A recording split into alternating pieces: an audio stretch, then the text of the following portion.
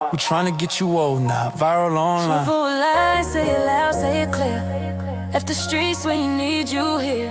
Quarters of vision, fit your focus, kids. Break generational suffering. Truthful lies, say it loud, say it clear. Left the streets when you need you here. Quarters of vision, future focus, kings. Break generational suffering. We don't profit off death. We don't clap for destruction. We here to build men, Not bury boys. not bury boys.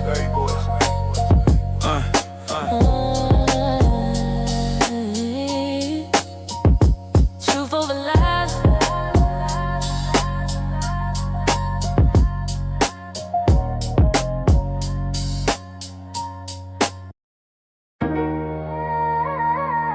Another young life lost to street violence.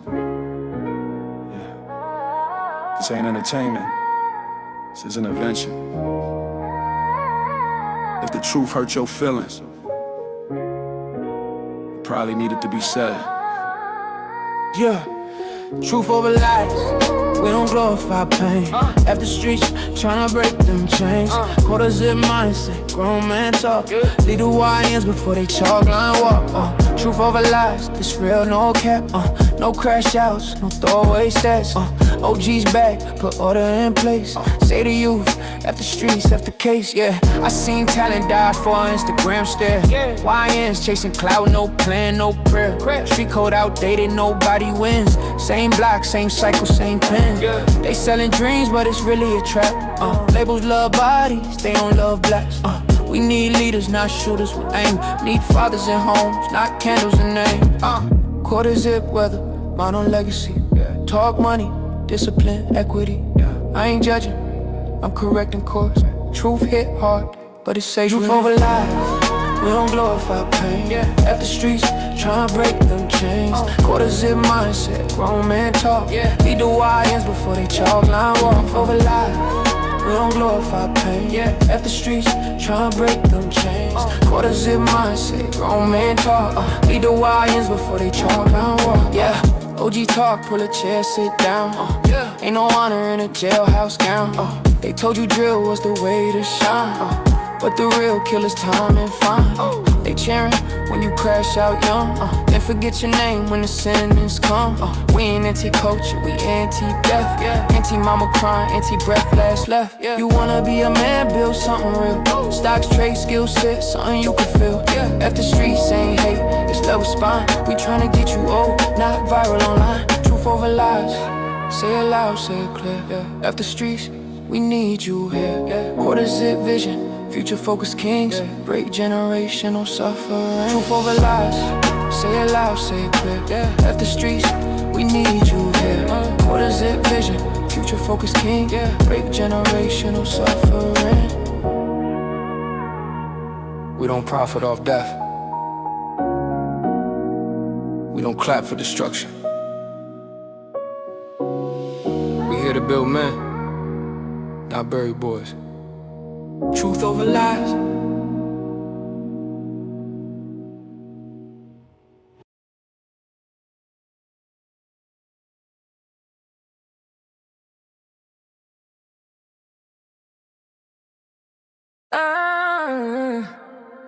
Truth over lies. Truth over lies. We see through the disguise. They keep us distracted while the world's on a fire. Truth over lies. Global games ain't playing. If we don't stay focused, we'll never get our land. They talk world peace, while they loading the weapons. Same script, different villains, same global direction. US pointing fingers that is well on screen, but the real war invisible, messing with minds of the people we seen. They say pick a side, red or blue, while the money keep printing and the truth stay new. Black folks caught in the middle of a chessboard play. Entertainment distractions keep us arguing all day. They don't want unity, they want noise. They don't want leaders, they want angry boys. Scrolling, debating, beefing online. While rapper put action get better than the headline. Truth over lies. They selling fear on the news. If we don't see the pattern, we'll keep falling for the rules. Truth over lies. Same empire, new face, distracted people. Never win the race. They weaponize conflict. Divide the globe. Sanction, invasion, money controls. But tell Black America to stay entertained while generational path never got reclaimed. Reparations ain't charity, it's a debt. Stolen labor, stolen land, don't forget. They want us beefing over nonsense and cloud. While the real conversation never comes out. Peace ain't possible without truth involved. You can't heal a wound you refuse to resolve. So we staying locked in, eyes wide open. No distractions, we decoding what's spoken. Focus, they want us blind, unfocused. We too young to be hopeless. No more smoke screens, no more circus shows. Truth over lies. They selling fear on the news. If we don't see the pattern, we keep falling for the rules. Same empire, new face, distracted people. Never win a race.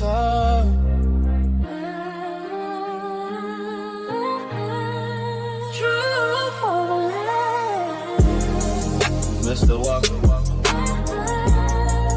truth over lies. World politics. Black focus. No distractions.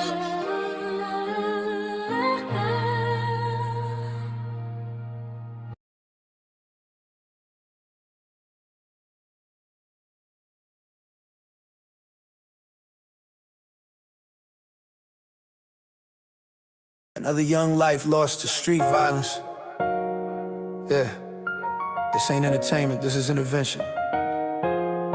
If the truth hurts your feelings, it probably need to be said. Truth over lies, we don't glorify pain. At the streets trying to break them chains. Quarters in mindset, grown men talk. Lead the YNs before they chalk line walk. Truth over lies, we don't glorify pain. At the streets trying to break them chains. Quarters in mindset, grown man talk. Lead the YNs before they chalk line walk.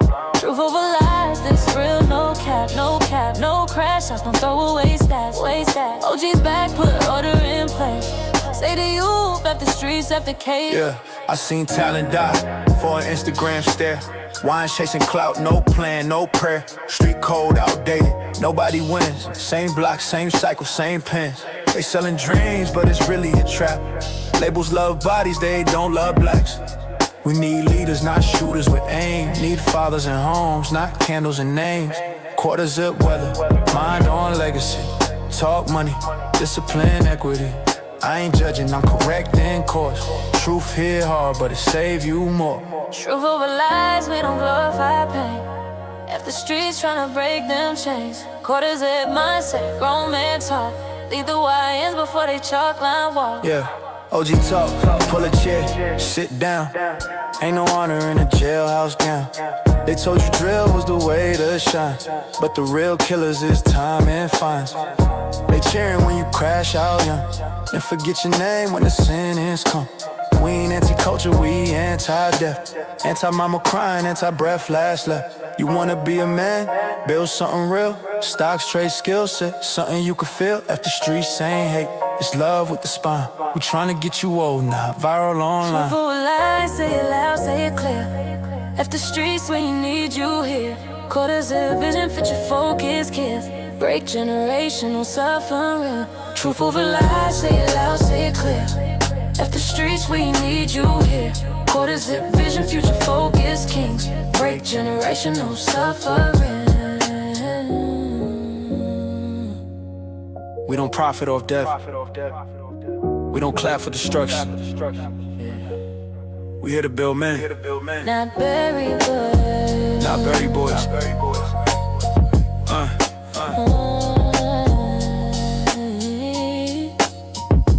Truth over lies.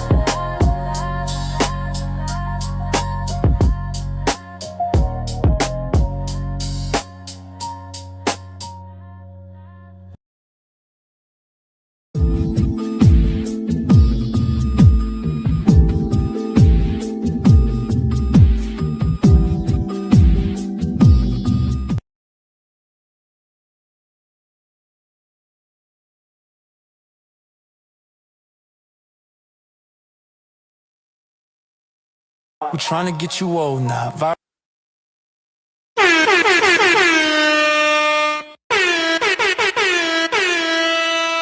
Welcome.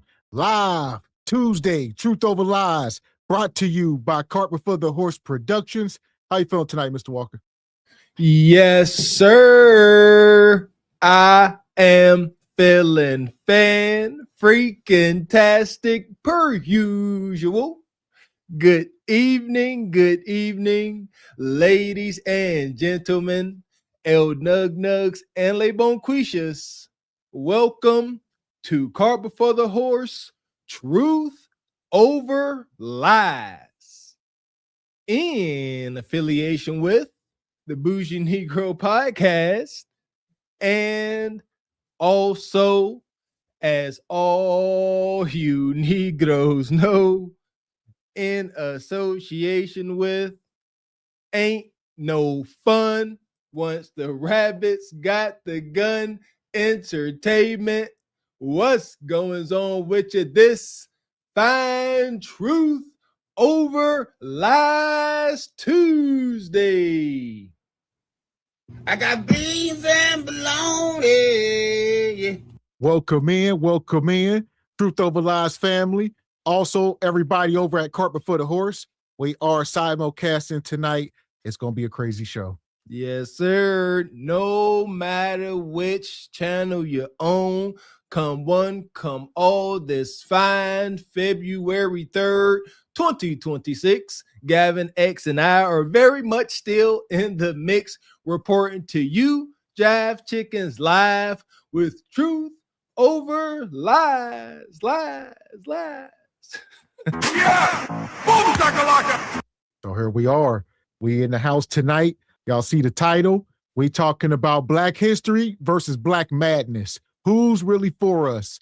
We got about 5 or 6 topics we gonna hit tonight, and it should be a good one. There you go. Listen here. Shout out to Black History Month. I know it's kind of egregious. They only give us folk 1 month, but nevertheless, this is what we got. Shout out to the Patreon. We drop a little bit of Black history, love, and knowledge in the Patreon, just so everybody on earth knows it's a melanated woman most likely keeping you alive today. Know that. Forget the sister's name. Drop her name. All my Patreon members, I done forgot her name. But shout out to Black history. Shout out to history. How about that? So here we are. Make sure you guys hit the like button. Shout out to Frederick Howard, gifted a membership. Always coming through, usually first. Appreciate you. Appreciate you, brother Frederick. And trying to get the rest of this loaded up.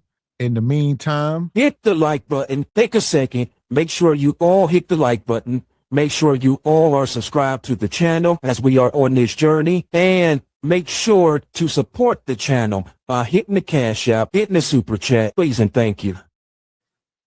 There we go. Yeah. Rest in peace to Miss Henrietta Leaks. There we go. Rest in peace, sister. And here we are. Speaking of that, we're going to start here. Hit the like button. We got a lot of Black history and Black madness. Per usual. So we're going to start here with a little bit of history. I'm going to give you a pack of cigarettes. If you guess this answer right, this is for Black history. What was the first lady to move? They tried to get her to move out her seat. Who was the first lady that was sitting in the front and they wanted her to move to the back? It's actually not Harriet. Mrs. It's not Rosa. It's not actually. I forgot her last name. I'm going to give you another one. Who? So I forgot her last name. One of you blacks. All right, whoever it was. What's her name? One of you coloreds. Yeah, I'm pretty sure the answer he is looking for is Rosa Parks. However, you know, this is a year of conspiracies and history being tainted. Supposedly there was another sister that did the same thing. She just didn't get any notoriety. Well, yeah, shout out to Harriet. Shout out to Rosa, Harriet, all the sisters. There you go. Yeah, there you go. They're going to put whoever they want. We don't know who was first, last. It's almost like YouTube talking points. You know, who the first to say it, who's this, what is. Just acknowledge history and put some respect on it. There you go. Put some respect on it. There you go. Last name. I'm gonna give you another one. Who invented peanuts? The Peanut Man. No. Hey, Who freed the slaves? Who freed the slaves? Yeah, who freed The the slaves. slaves? Abraham Lincoln. No, he didn't. Yes, he did. No, he did not. Well, who did? He didn't. Who told you that? History books. No, baby, he did not freeze nothing. What we told. Oh, Honest Abe. All right. But no, ain't nobody free the slaves. Hell, we still halfway in change, a lot of us. But nonetheless, it was a war fought. Bonquisha, do your studies, do your history. Money, moolah. that is it. Thank you. The hard quotes, the freeing of the slaves had nothing to do with white man getting a kind heart. The Industrial Revolution was taking place. We need to get some of you strong back ninjas in these factories and out them cotton and tobacco fields. That's all that was. That's all that was. And Money, money, money, money, money, money. shout out to Mr. Incredible. Come through gifting 5 Carpet for the Horse memberships. Appreciate you, brother. Always coming through. So we appreciate you. Yeah! Boom shakalaka! No. Who freed the slaves? Who freed the slaves? Yeah, who freed the slaves? Abraham Lincoln. No, he didn't. Yes, he did. No, he did not. Well, who did? He didn't. Who told you that? History books. No, baby, he did not freeze nothing. All right, I got another answer for you. Where did Christopher Columbus come from? America. No, you're wrong again. Okay, I got another I one. got a Christopher Columbus. I got another one. I got in my another living one. room. Yeah, she got a picture in her living room. Ninja, you ain't about to tell her. Where Christopher Columbus come from? America. Who freed the slave? Lincoln. Who? This is just ignorance. This might have been an old school teacher. These be the people teaching the babies, miseducating. Shout out to our history teacher, Mrs. Cobb. May she rest in peace, man. She taught us about our history. That she did. She drove it into us. We had to memorize Martin Luther King's speeches. Like, and we had to memorize all of Martin Luther King's family members, all that. Shout out and rest in peace, Mrs. Cobb. But yeah, she don't give a dang. Where did Christopher Columbus come from? The bowels of Hades. That's where he came from. If it don't uplift America, then it ain't history. I got another one. Who had a dream? Martin Luther King. That's the only one you know. I know them all, you just don't realize it. Who was the My first own black earth. president? Who was the first black president? First black president now. I don't know. Or Barack Obama. How you not know that? Yeah, Barack Obama. See? How do you not know He's that? a pig farmer. How you not know that though? And Trump's trying to ruin the country. I'm gonna give you. She all over the place. He a pig farmer. And a lot of people will say that's false as well. So, he was not the first black. If you were a conspiracy theorist, like I say, I don't go down many of them lanes anymore. When I was younger, you'd have found me 15 years ago. I was a hell of a conspiracy theorist. Nowadays, I really just don't care. So I don't put any thought into some of this stuff. But granted, Barack. Listen, I'm all for a good conspiracy theory. We're gonna think, and we're gonna see if my thoughts is your thoughts. But if we're gonna do it, here's my thing: we got to get somewhere. We got to get to a better understanding, or we got to go see for ourselves. That's my thing. Shout out to our hometown brother Bengadaya. Talking about there's pyramids in the Grand Canyon. If we get to a point where we can go get in our single engine Cessna, fly on out there and go take a look-see, then we can start to discuss it. Until then, got work to do. I'll give you one more, and I'm gonna give you a pack of cigarettes. You need to answer this question: when is Black History Month, and which month is Black History Month in? July. Hell no. See what I'm saying? You don't know nothing about our Black history, but you want me to give you some money. Baby, you don't know nothing about us. I do Why would you- too. then why would I you got ask me- black in me. You got black in you, Yes, I do. I got black, Mexican, Indian, white. baby. For your application. I guess two things is true. You know, you go do your ancestry test. Yeah, you do got some black in you, Indian, white, all that. What month Black History? July. Like, this is white ignorance on full display.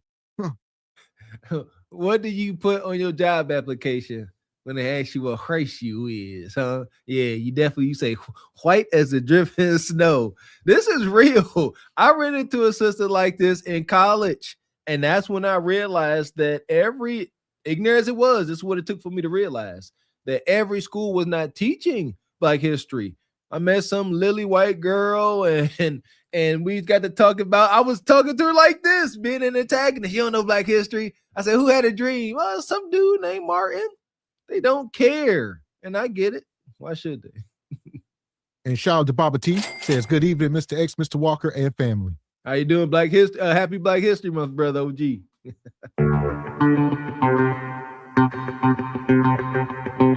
And shout out to Petty Sama with the 20 ball. Says, missed the last episode, but caught the replay. This for the pot. Appreciate you, brother. Always coming through. Yeah! Boom, shakalaka! Appreciate you, brother. See what I'm saying? You don't know nothing about our Black history, but you want me to give you some money. Baby, you don't know nothing about us. I do Why would you- too. then why would I you got ask me- black in me. You got black in you? Yes, I do. I got black, Mexican, Indian, white. Baby, all I'm saying is, why you don't know nothing about our history then? I do know about y'all's history. Okay, then when... I got 14 black nephews. Okay. If you got 14 black nephews, okay, I got another question for you. This is my last time that I'm gone. This is my last time now. And you get this right, you get a pack of cigarettes. Cigarettes $10 now. You better think hard on this question. All right? Why are people still racist now? Racist? Yeah. Because they ain't got no damn sense. Hey, baby. Huh. Oh, there you go. And she answered the question, brother. I don't know if that's what you was looking for. I don't know if you was, I don't know what he fishing for, but she gave you something. And I say that's valid. That, yeah, you want to be a mean old racist? Yeah, that's because you ain't got no good sense. Give her daggone $10. Man. Money. And shout out to Petty Sama, come back with 10 channel memberships. Appreciate you, brother. Come on, just bring it. I need you to stand up while y'all not moving. Come on. Don't make me push. Thank you, sir. There go money. She touching you. Where they get that money? I can see money from a long ways. Elder Gregory Kelly, That's right. Come on. $100. Everybody get something in your hand. Come on and put it right here. Elder Petty Sama, 10 memberships and $20. Appreciate you, brother. And shout out to Baba T. He says the first black president was Hanley, I believe. He was president before Washington. There you go. Hanley, the ninja ruling the nation. They lied to us. So there we go. Yeah, like I said, a lot of people say Obama. People might say Lincoln. Who knows? What if they was? That's always my thing. What if they was? Now where we at? What we gonna do with this information? That's why, I told you I don't too much care about most of it. It gotta be beneficial, or just like, all right. It's my understanding folks look to this kind of information for empowerment. And I get it, but like you said, this empowerment should come within. Folks be looking for validation, Mr. X. That's all. They just want so much validation because they've been fed so much madness. I get it, but like you said, get past that point, but I get it. But nonetheless, we're gonna put this woman in the sub. Oh yeah, for sure. The passengers of the doomed Titanic sub spent their last moments in total darkness looking for bioluminescent creatures out of the small window and listening to their favorite music. The new details of the 5 passengers' final moments have been revealed by the wife and mum of the father-son duo. Wade in the water, diamond, wade in the water. Something's gonna trouble the water. You better wade in the water. Yeah, man. Shout out to that brother out here antagonizing these good old white folk. Man, and Mr. Incredible says, y'all, wow, this lady looked like she forgot her name and yells at her imaginary cat. Lucille, come take your milk. Wicked. But I tell you who don't. I'm gonna pull this up. This woman here. So there was Becky there.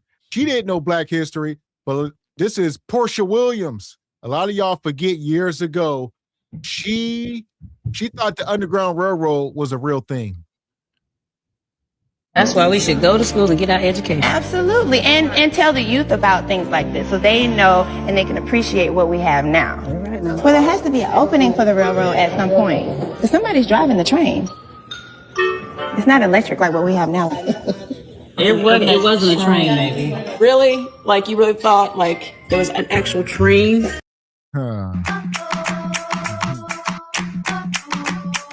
So, this is Portia Williams. They are visiting some historical site, for the Love and Hip Hop show. And she in there, she thought the Underground Railroad was a train. She like, are we going to see the opening? All right. Are we going to see the carts and the rails? And they like, no, it wasn't the actual thing. And she's sitting there like, if we don't pass down this knowledge and these stories and our culture, this gonna be our babies and grandbabies. I'll be sitting here, man. Shout out to parenting. I'll be saying, talk to my oldest son, just giving life skills, information. And sometimes I scratch my head, as brilliant as they are. I'm like, you don't know, some of these things. And no, we had to be taught as well. Again, rest in peace to our history teacher, because if she didn't, I may have thought you could go get a book a ride on the railroad too. And shout out to Classy, says he was close. John Hanson was the first Black president. Okay, John Hanson. There we go. Appreciate you, Classy. See what I'm saying? That's just a whole rabbit hole. There's somebody gonna come say, no, he wasn't.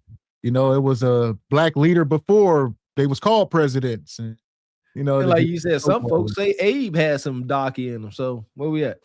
Well, even before all else, what I'm saying, before anybody got here, there was a president. He was Black. Yeah. The Moors, it was dark. You see what I'm saying? You see, and I wasn't even talking about them, but you see how every time you say something, somebody just gonna add their thoughts, and these rabbit holes are endless. Ooh, your thoughts ain't my thoughts. And Mr. Incredible been a member 3 months, says, I know you lying. This is AI. No, it ain't. No, it is not. So here we are. Opening for the railroad at some point. Because somebody's driving the train. It's not electric like what we have now. It wasn't a train, maybe. Really? Like, you really thought, like, there was an actual train that took them through? I'm saying it wasn't a train at all. They use it. That is just a euphemism, baby. Just a figure of speech. I'm thinking it was like widespread. No, it's almost hurtful to me to watch her be so dumb. That's a euphemism for people that are connected, trying to work their way to freedom. Right. Ding dong. He's not talking about put 50 cents on the train or on the damn public bus. But it wasn't really a train. You had to sneak to the next spot. You had to hide and hide in the woods and run to the next spot. And this was a stop of the road. One particular person made it. They actually went down there and made it. She gonna say, I know all of that, but there was one person that made it through the whole railroad. It ain't dawning on her. All right. Like, this is wicked work. We talking Black history versus Black madness. Who really for us? Damn sure not Portia.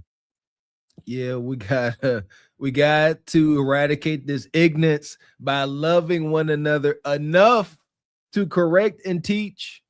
Like, come on, man. Somebody got to do it. Somebody else got to take on this task of teaching Black history. That's not really my forte. I'll listen. Well, somebody else got to do this. Baba T. Somebody, like, can that be a YouTube channel? Just Black history? Well, people got to first be willing to learn. There's stuff out here. So there's no shortage of information on YouTube. We got AI, Chat GPT. People don't want to know. She worried about her latest wig install and lashes. And like, you can't force information. People don't want to learn.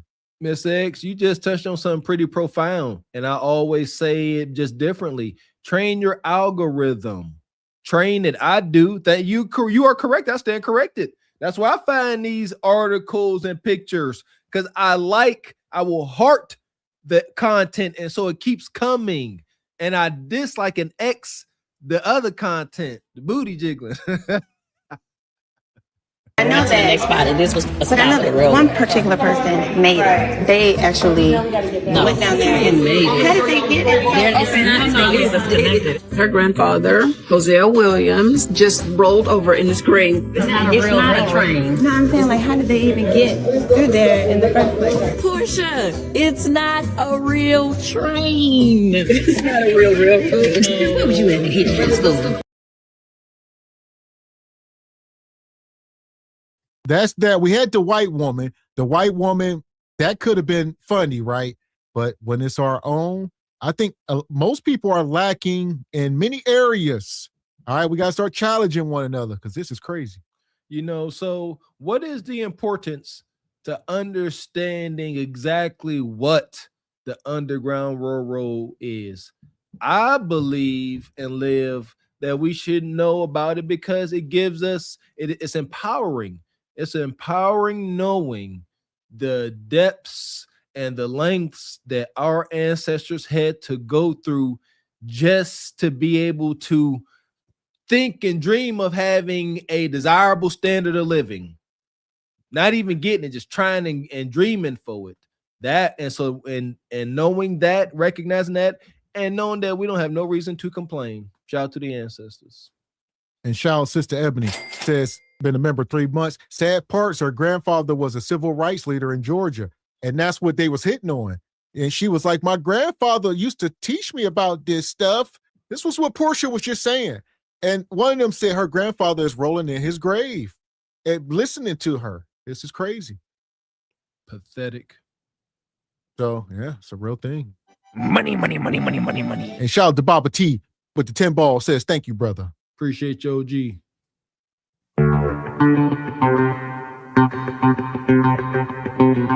And shout out to Ryan with the 20 ball says, what's up, young warriors? Something for the cause. Keep spreading positivity. You muted. Appreciate you, brother. Yeah! Boom, shakalaka! Yes, sir. Appreciate you. So here we go. As far as Portia Glaze approved though. So no matter what she know how to get on that Glaze Galaxy rocket and get them cheeks clapped. There you go. Go and get on the Glaze Railway. We got us the gun line. Tell them about the gun line, boss. We may not know which way to go. Oh Lord, see, this shit is gonna be dangerous. Some dark winged duck shit. Let's get dangerous. I play the fool for the fool. Everybody plays the fool sometime, and no exception to the rule. Listen, baby, you hear me? I played the fool for a fool.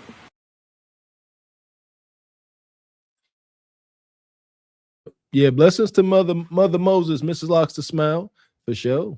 Yeah, that was the #1 topic. That's hence her name, Mother Moses, leading that Underground Railroad. I know enough. Yeah, I know that. Yeah, I know who led it. I know a lot about the Underground Railroad. Again, rest in peace to Mrs. Cobb, man. She taught us. Oh, yes. And we here, it's documented. And we're going to move over to modern times right now. All right. We're going to see, is Bonquisha a victim or what's going on here? You a victim? I know you didn't just throw your fucking food at me. You a dirty hoe. Just wait. Just wait. Touch me. I'm recording you. I'm recording you. I'm recording you. I didn't do shit to your car. I barely touched your car. I barely touched your car. Oh, it's the red. Oh, well, call the police then. Call them. Call them. Yeah, because you got me fucked up. Y'all see, this is Brad versus Bonquisha. She done hit his old Ranger. He mad as hell, whatever this is, little S10. And he getting out like, you hit my car. Why are you cussing at a grown man? I don't know. The video start off, profanity. You a woman. It's so, man, I ain't gonna keep saying this. Be a woman and get your desired outcome. And look, Bonquisha hit this brother's car and said, so what? Y'all ignorant. Yeah, see this, and this is this part where women, hyena women, prey on men's having to be stoic. Because you sit here in this car, they're gonna say, so what? How a man supposed to just be like, okay. Like, God, come on, man. Here we are. You a dirty hoe. Just You're a dirty 304. He was on his way. Let me tell you, he would not have stopped if she wouldn't have said anything.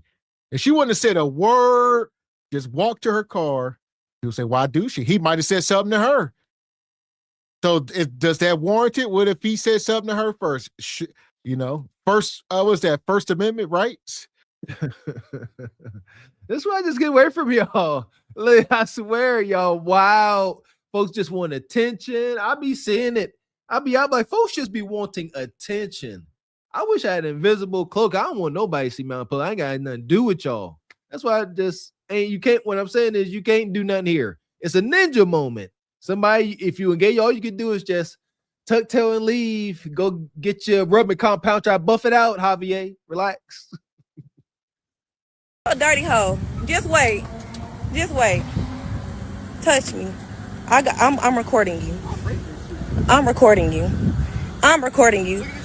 I didn't do shit to your car. I barely touched your car. I barely touched your car. Oh, it's the red. Oh, well, call the police then. And y'all better stop acting like cell phones are like force fields. Cell phones are not force fields. Y'all can't do, say, and act however you want and then tell, I'm recording you. I've been noticing that lately. People pulling their phones out and will disrespect people. And I'm recording. Or Peach, when she going to the bank and she got the money, but she live, so you can't do nothing because I'm live and we watching. Y'all better be careful. Yeah, I don't get it. That's who I leave folks alone, because I grew up around bad people. Y'all don't get it. Folks like my mama and them, you come out here, pull out your phone, they gonna make sure you don't get their license plate, then they gonna take you through there. You're gonna be on the ground, halfway unconscious, they gonna pull off, and what you gonna have? A little bit of footage. You ain't gonna have no type of proper identification, and they gone. You done pulled out your phone just to watch you get beat down. Stop. Call them. Call them. Yeah, because you got me fucked up. All because a fucking door hit your car. Like, what you're angry about? Because you saying disrespect me, talking about black people this, black people that. Here we go. Two things is true. So you did hit his car with your door. You just admitted to it. And he talked about calling the police on you. So who's in the, Bonquisha, granted. All right. Everybody don't have to get along on this planet. That's one thing we must understand. Whether or not he like black people, whatever. It seems like this went too far. It's provoked. You hit the door. Now it's up in and stuck. Did you hit the car and say, my apologies? Or did you hit the car and say, you was too close to me? Why you parked so close?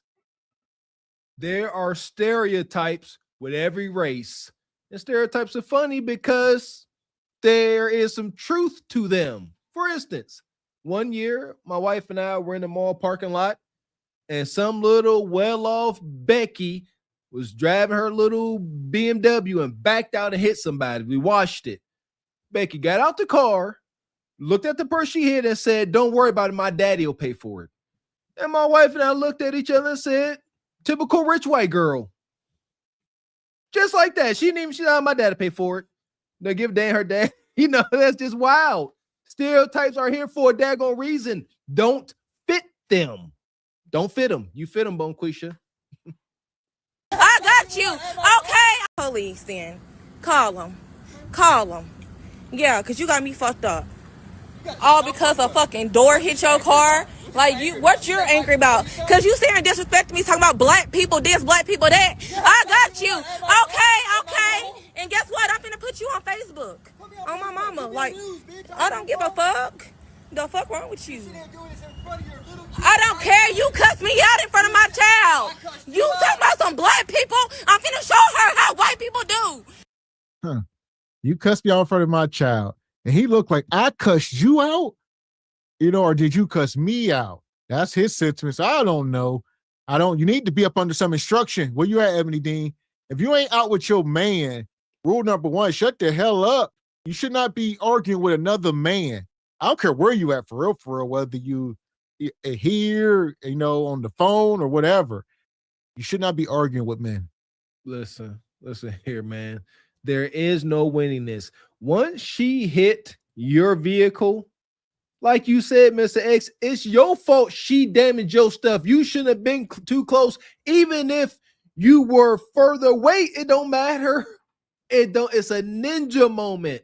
So she caused the first offense. She hit a man's car. Every man's worst fear in the parking lot. Come on, brothers. Come on. It happened. And she didn't say, oh, I'm sorry. She like, whatever. So what, got my face. And you can't win. So she like, I know I hit your car, but after that, he may have said something.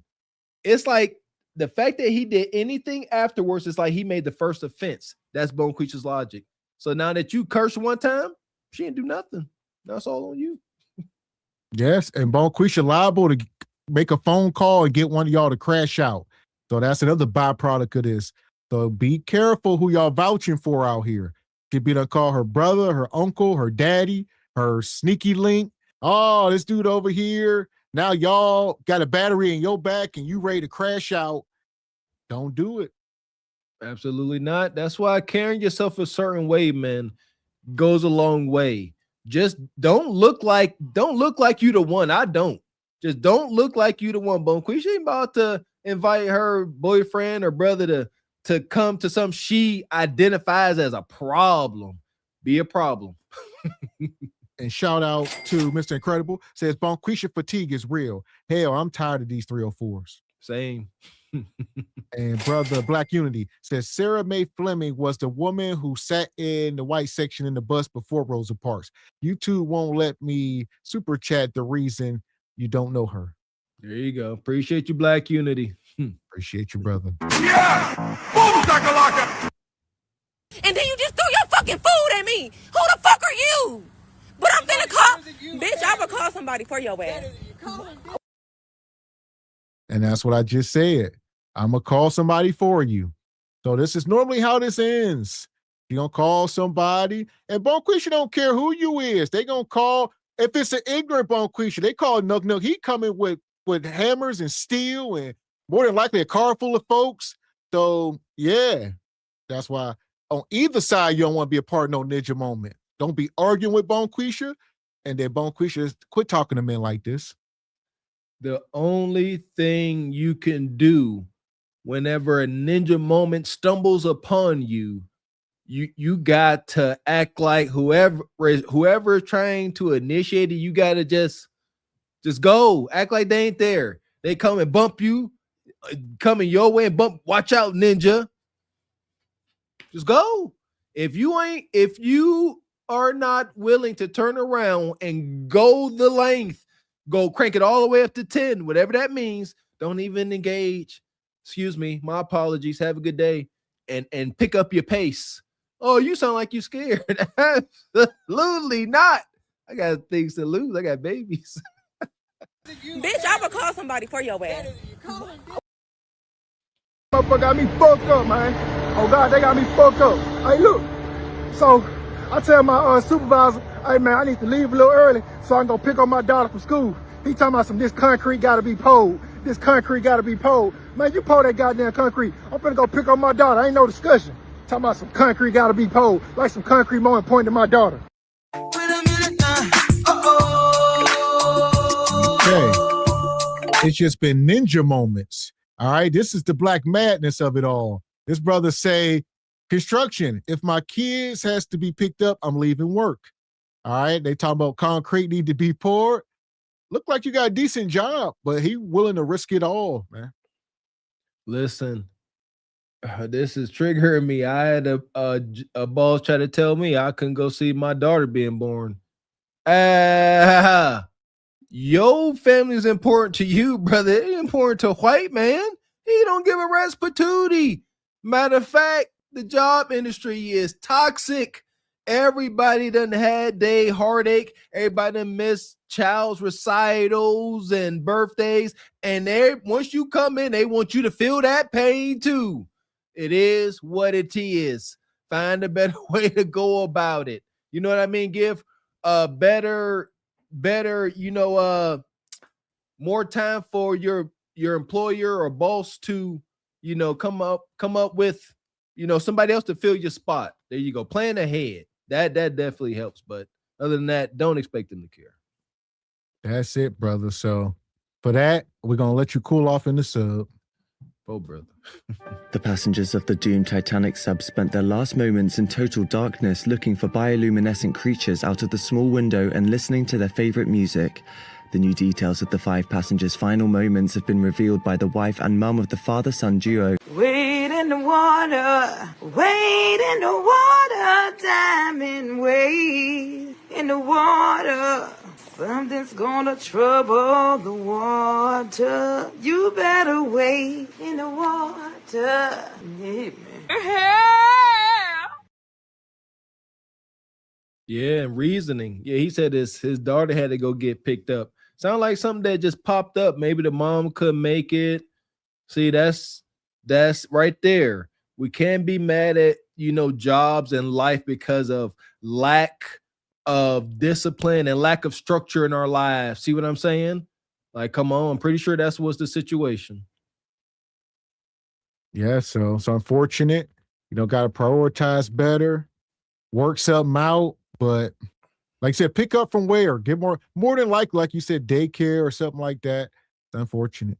Yeah, and there's something that just popped up on them, but yeah, I get it. I know a lot of folks, brothers, have probably been through that. You listen, learn. I think that was an example of bad seed placement, perhaps. That's my thoughts. Well, here we go. We're going to keep it moving. Make sure y'all hitting the like button if you just came in. We're going to get to this next topic. We're going to talk about the brother Tracy Morgan. I don't know if y'all seen, he in the news for a tirade that he had. So I'm going to let Uncle Shay Shay and them kick it off. Uncle got the beard. Off a homeless man that apparently used to bully him when they were younger and has been going viral on social media. Let's take a look at this video, Ocho. You're always on my ass about taxes. Taxes, then. Let's do it. William, what's up? What's up, man? Don't talk to me like I owe you something. I didn't say that. Like, boy, can I get something, please? No. When we was younger. Yeah, but I think I forgot. I'm homeless, boy. So what that got to do with me? I ain't do that. Oh, shit. Can I get a picture of my sister?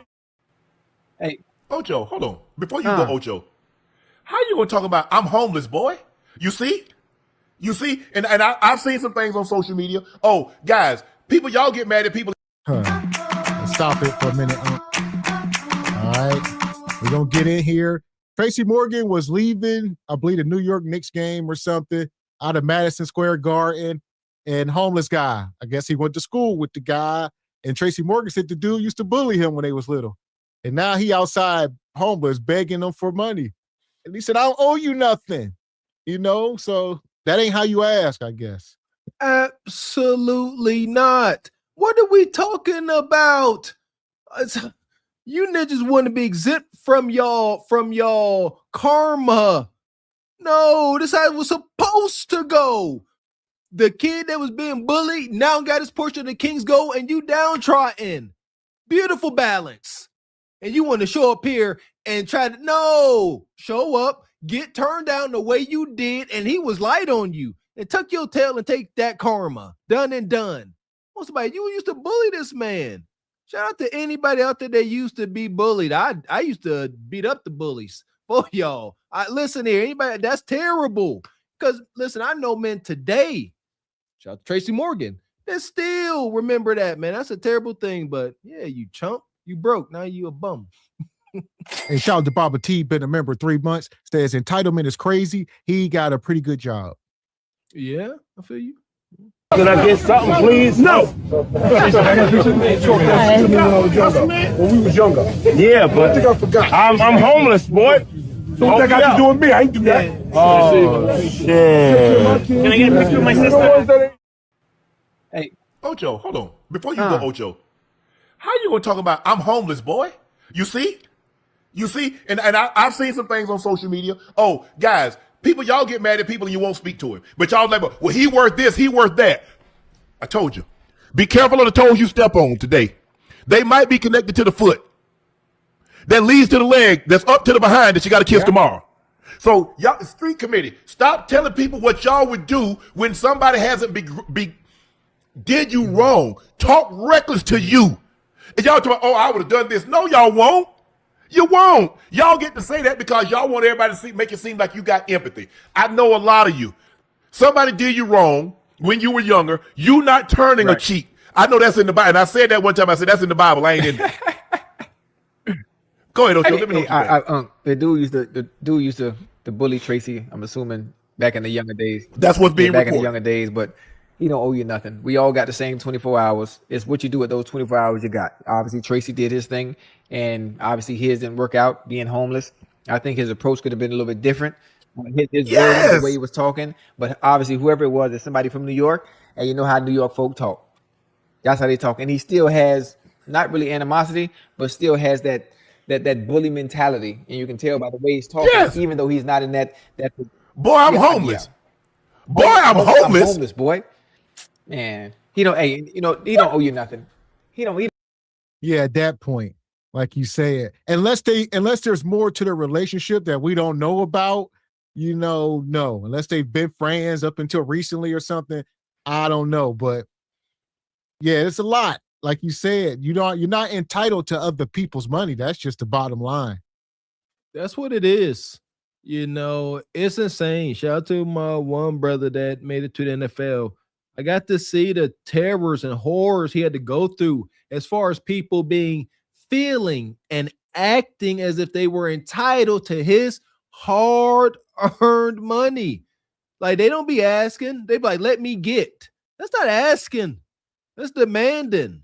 Like, absolutely not. Money don't seem to really change the folk that acquire it. Once you give somebody the money they always wanted, they just become who they want to be. But money do change the people around them. It's unfortunate. And shout out to Richard. He says Tracy Morgan bully received his effects from those negative causes against another human being. That is it. That is all, OG. He don't owe you nothing. That's why you're approaching asking for help. It has to be sincere. It has to be sincere. Yes. He still got that mentality like he's still the goddamn bully. Because he's looking at it like, Tracy, you got money. Forget everything that I may have said. Forget everything that I may have done. Since you're in a position to help, can you help me? Hell no. Let me ask you a question. In the process of asking him for money, did you ask for him to forgive you for what you've said or what you've done? Obviously, you didn't forget.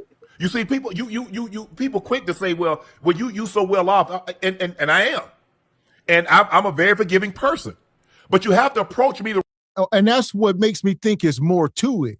There's no way Tracy looked at him and can remember this guy from 40 years ago.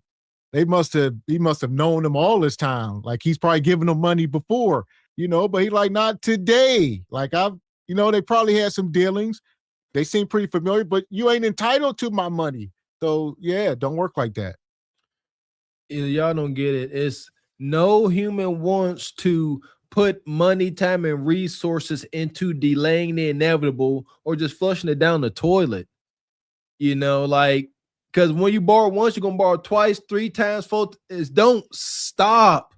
Like, what are we working towards? You know what I mean? Like, I love helping folks, but where are we going with this? Is it what's gonna be next week? Every Friday you need $50. Like, when are we getting to a stop? And somebody homeless? What we doing? I'll get you a sandwich, but I ain't giving you funds. I'm not doing this. Man, and shout out to Mr. Incredible. He says, humility goes a long way. If dude would have humbled himself, apologized, maybe Tracy would have had compassion on the brother. Ain't no maybe, Mr. Incredible. He for sure right on. Tracy is stand-up brother, man. He would have. Right way. I get the same thing. Hey, man, take a picture with me. Please? Oh, I got to take this picture because they ain't going to believe. I say, my man. I say, ma'am, sir, is that how you approach somebody? That you want someone to do something for you? You tell them they got to do this or you going to do that? I say, so if I came up to you and says, you going to do this, you going to do that, how would you feel? You right, I'm sorry. Okay. Yeah. But this notion that Tracy owes him something because he's a little down on his luck is just not true. If Tracy chose to give him something out of the kindness of his heart, that's more power to him. But Tracy said, I remember you. You used to bully. That's what he said. Now, I don't know if it's true or not. I wasn't there. I'm just going by what Tracy said and what we heard in the video. You used to bully me. Oh, I know that was back then. Boy, I'm homeless.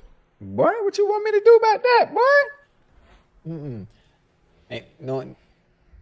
Damn, that's messed up too. That's messed up. You got to be more careful. You got to be more careful how you treat people, huh? Especially when you're young, because you never know when you got to cross that bridge again. You never know when you cross You paths stepped again. on them toes. What are toes on, Ocho? A Yeah. foot. What's a foot connected to? Mhm. Leg. What that leg lead to? Butt. Yeah. The toes you step on today might be on the foot, connected to the leg that leads to the butt you got to Don't kiss burn tomorrow. them. My grandma used to always say, boy, be careful how you treat people. And I'll say, yeah, because I don't think it was that bad. It's just the fact that there was paparazzi around, there was cameras and lights. This kind of stuff goes on daily. You got crackheads and bums that ask people for money all day long and get rejected. It's just the fact that it's in front of Madison Square Garden, paparazzi and cameras. It was a bad look. So that's another thing for Tracy. He got to understand the imagery sometimes and the perception. Maybe he could have did something differently in front of them cameras. Don't know. There you go. Was okay. We do have a less than desirable outcome, so we got to analyze it. What could he have done? Maybe made light of it, because he got serious. He got triggered. He said, no, you don't understand. He used to bully me. No, F that. I ain't give you nothing. Ain't my fault. But that's just Tracy. Like, that's him. But nevertheless, what's going to be the fallout? I don't think there will be any. It's just something to talk about.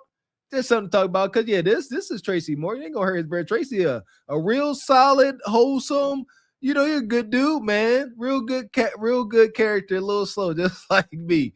But yeah, this ain't going to hurt his brand. So, but yeah, the optics don't look good. But so what? You was a bully. Be careful how you treat people because you never know who you'll ask to hand you your last drink of water. That stuck with me. I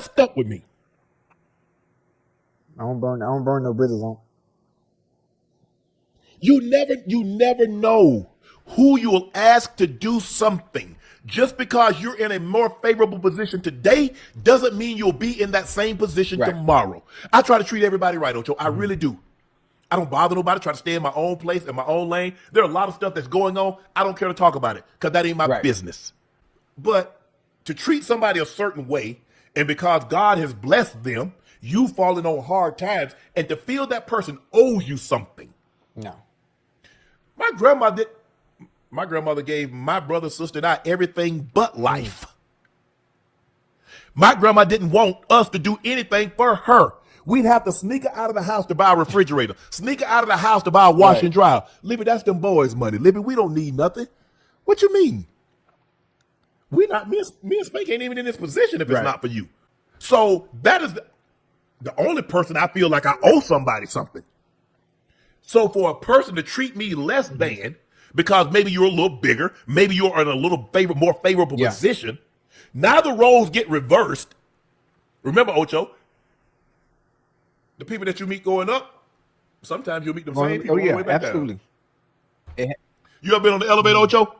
You going up, they say, no, I'll wait. And guess what? You come right back down, they're still right there. God got a mysterious way. I don't get it. Oh, here's my question. All right, devil's advocate. Is there power in Tracy handing him money? All right. There's power. This guy's begging, granted. Is there power in Tracy looking and acknowledge, like you said, acknowledge it.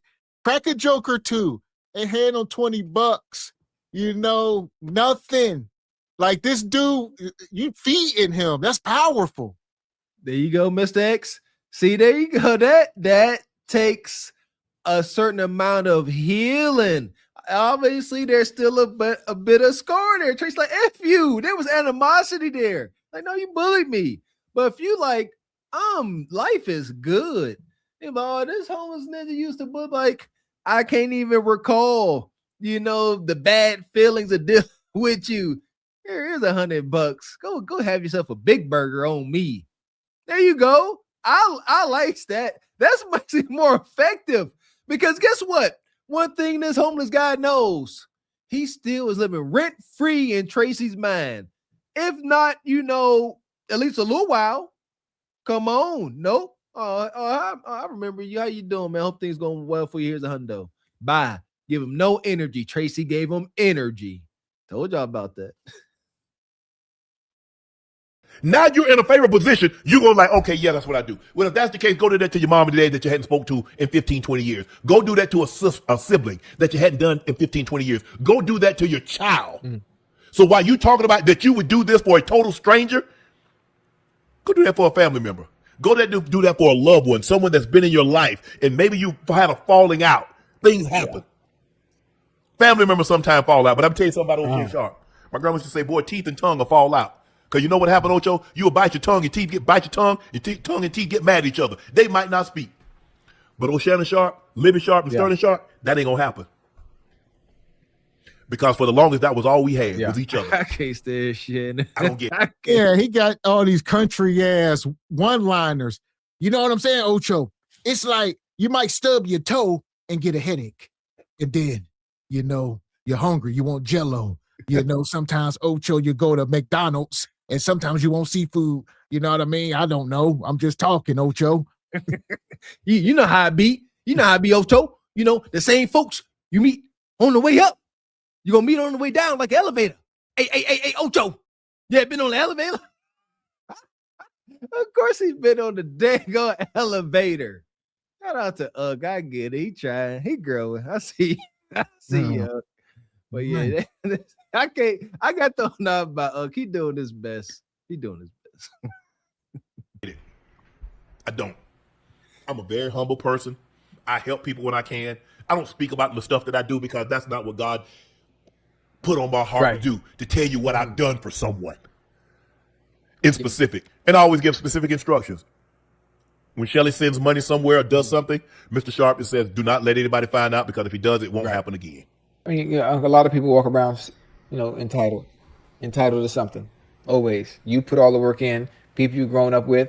Sometimes it's people you. Well, let me tell you this, Ocho. My grandma always told me, if you will sleep with a fish, you will sleep with a dog. And if you sleep with a dog, dogs don't like cats. And cats go, wow. So don't sleep with a fish. I love Southern sayings. Well, shout out to this conversation here. Gotta have some balance. How's it perceived? Me and Miss X, we country as heck. We backwoods country for sure, by every stretch of the imagination.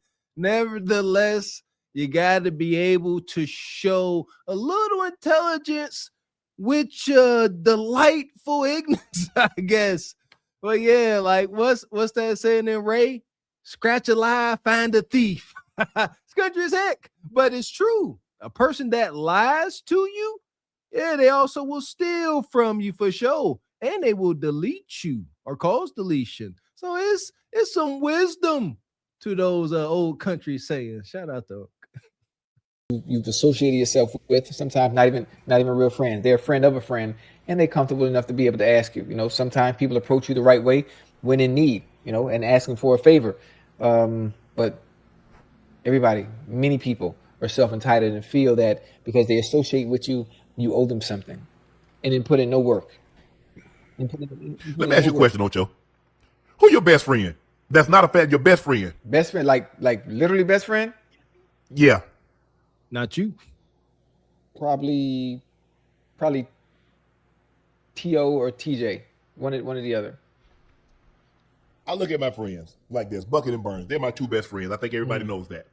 I look at the situation like this. If the roles were reversed, they were in my situation and I was in theirs, they would do for me like I do for them. Definitely T.O. or TJ, yeah. Ask yourself that question. If the roles were reversed, they had and you didn't. In a heartbeat, yeah. There's your answer. In a heartbeat.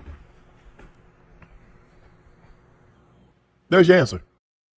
And there you go. Shout out to Unc up here spreading wisdom. All right, we're going to let him live for tonight with his country twang. But back to Tracy Morgan, and giving. It is Black History Month. It's Black History Month, Tracy. You could have set the month off on a good tone and don't know. Don't know what your daily itinerary, involved, but yeah, could have had a little conversation with him. True. We talk about it, folks. If you are on the pedestal, whether you put yourself there or society has, acknowledge that pedestal. There's perks and responsibilities that come with it. Shout out to celebrities. You can't move like everybody else. Shout out to Cameron. He talked about it, you know, and he a street dude. You gotta move a certain way. And it is what it is. The camera's always watching. Man. And shout out to ATL Honey with the super sticker. Appreciate you, ATL Honey. And Mr. Pitts come through with a fireball, says that part. People will place you in a position to make you act on emotions. Emotions will make you act out and look egregiously bad. That's all I'm saying, brother. Appreciate you. And Kim Netter says, hey, Ocho, you turn an 8 upside down and it's still an 8. There you go. 8 always going to be 8, whether it's upside down or straight. Yeah. He was like, listen, Ocho, my grandma always told me if a man would put sugar in his grits, he would drive a car with no brakes. Oh, I like that one. Shout out to a child. Oh, they about to get us. But nonetheless, we're going to put Tracy and all these guys in the sub for tonight. There you go. Do better, Ninjas. The passengers of the doomed Titanic sub spent their last moments in total darkness looking for bioluminescent creatures out of the small window and listening to their favorite music. The new details of the 5 passengers' final moments have been revealed by the wife and mum of the father-son duo. Wade in the water, wade in the water, diamond wade in the water. Something's gonna trouble the water. You better wade in the water. Yeah, man. Shout out to passing down more wholesome parts of our culture, old Southern sayings, and you know, just our history, man. It feeds the kids. You know what I mean? It's empowering. And shout out to the chat. We ain't country. That's crazy. We ain't nothing. I know growing up, Mr. X, we loved thinking we lived in a city, but then we became men and matured and said, you know what? We live in a hole in the middle of the woods, and now we don't. We live in the forest, man. That part. So here we go. We're going to keep it moving. Y'all see the title of the show? We talking about Black history versus Black madness. Who's really for us? We're going to take a quick detour. Since we had Unc and Ocho, we're going to talk NFL real quick. And it's Black history. And it's about no Black coaches were hired this offseason.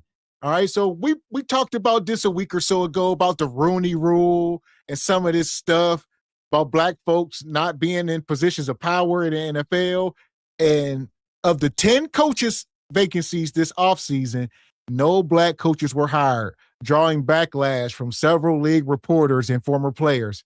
So you see these lists of guys here. Even the Steelers hired this guy who's been washed up. They keep recycling. These guys will get fired from one place and then hired at another place. And it says 10 vacancies, not one Black hire, one Black OC. We got a pipeline problem, former NFL Darius Butler said. Says they have been brutal this cycle for diversity of coaching efforts. So yeah, here we are. None. Yeah, listen here. This here, I believe, is a byproduct of the new regime in power. Yeah. You know, there's I'm pretty sure everybody feel all of the folks in charge now feel more empowered to keep on giving their buddies and compadres the position. Because the money and power now, who y'all gonna whine to? Ain't nobody gonna care. Huh? It's wicked. I don't like it. Ain't fair. It is what it is. It's sick. It's racism. Yeah. So the NFL is the good old boys. Yeah, I have a great disdain personally. I'm not a fan, you know, used to be, grew up on it. You know, it was just product of our environment. We all in the sports and all that. But once I started knowing better, I did away with it. Once you know, see how corrupt they are, like if you saying you stand on something, you should not be supporting the NFL, in my opinion. I play football. I identify football as a form of daggone mandingo fighting. It is. It makes no sense to me. You got all of these big, brutal, brutish, powerful men out here. They're not wasting their time because that's the allure, right? There's riches afoot, money. but the chances of a single talented black man making there, he got a better chance of hitting a Powerball. These specimens that make it, they are truly that. Shout out to the brother Hunter on the who's that? The Jaguars. Travis Hunter. These brothers dating there ain't human. Dating a whole nother story. But as far as being a physical specimen, these brothers need to be somewhere in charge, leading communities. I truly believe the NFL, NBA, all these places where men can get rich and have a chance to help their families are just distractions from what we really could be doing. And there you go. I think it's a double-edged sword. I told y'all about this a few months ago. If you are excellent, I have no problem with people playing sports.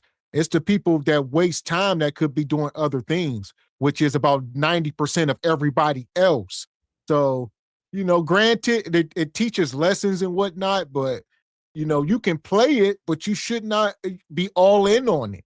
You should not graduate from high school and not know what direction to go because you ain't playing football, or even after the football season, because the season will be over in November and December. A lot of kids be ready to drop out of school after the football season because they don't want to go to school. They ain't here for that. No scholarships are coming. It's over. It's time to go to the block. Been there. I got a article in Sports Illustrated talking about my last high school days. I knew, the dangers that were ahead of me. I had the displeasure, seeing my brother Gavin X out there doing this thing. I was either going football, Marines, or to the streets. Desperate. And that's a lot of kids. A lot of kids ain't trying to go to the military. So yeah, we got to put education first. I was a victim out there. So here we go. We talking about no black head coaches. Shout out to Rachai. He says, I did that once, Gavin X, in an old pickup truck in the 70s, Flintstone version brakes. Whoa, what do you know about that Flintstone there, Rachai? I got some stories for you. So there you go. So shout out to Rachai. You put the sugar in your grits and all that. As far as this, I'm going to bring Ocho and Unk back up, and obviously they're going to weigh in on this. With 10 head coaching jobs filled, but only one minority candidate, Commissioner Roger Goodell said the league would take a closer look at the Rooney Rule, throw it in the trash. I think we've become a more diverse league across every platform, including coaching, but we still have more work to do. There got to be more steps. We're reevaluating everything we're doing, including the accelerator program, including every aspect of our policies in our program to meet the challenges of today and tomorrow rather than yesterday. We need to be looking at, and why did we have these results this year?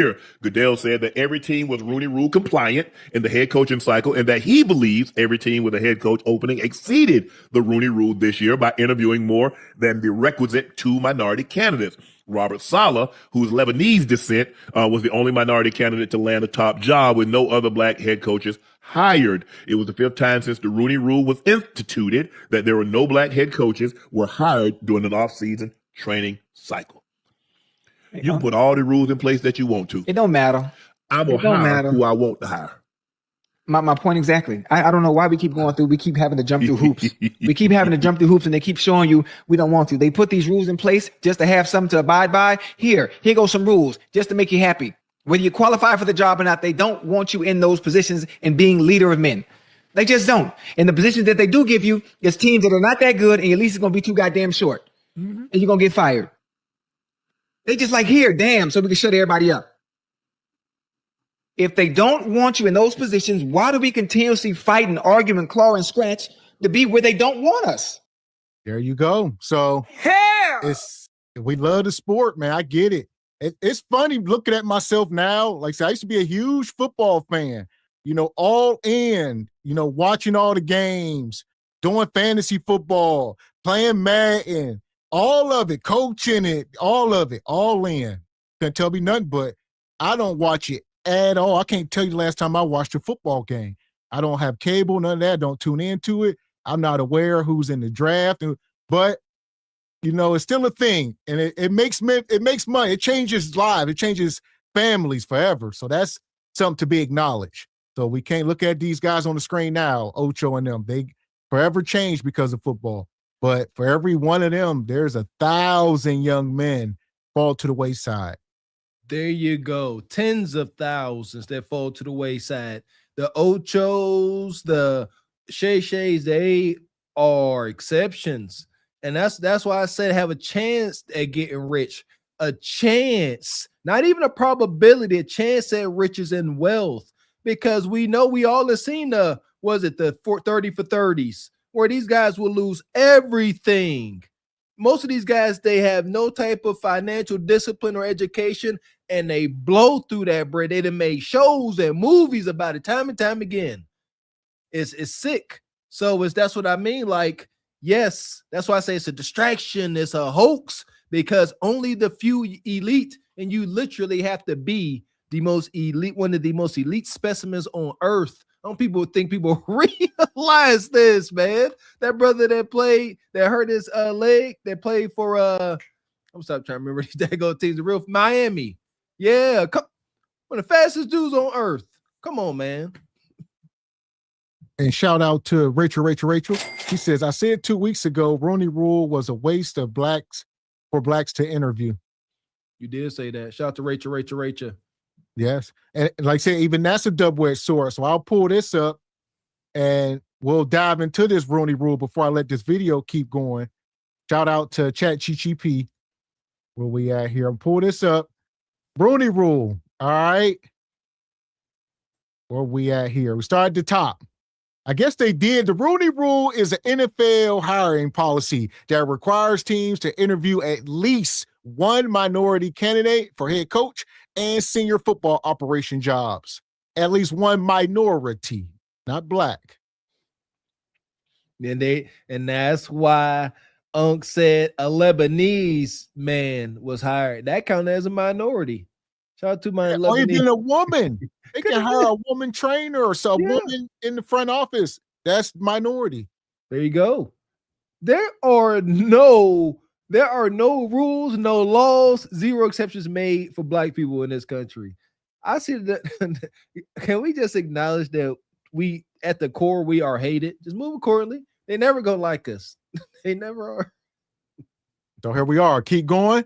It says where it came from, adopted in 2003 by the NFL, named after Dan Rooney, lifetime owner of the Pittsburgh Steelers. It was created to address the lack of minority representation in top leadership roles.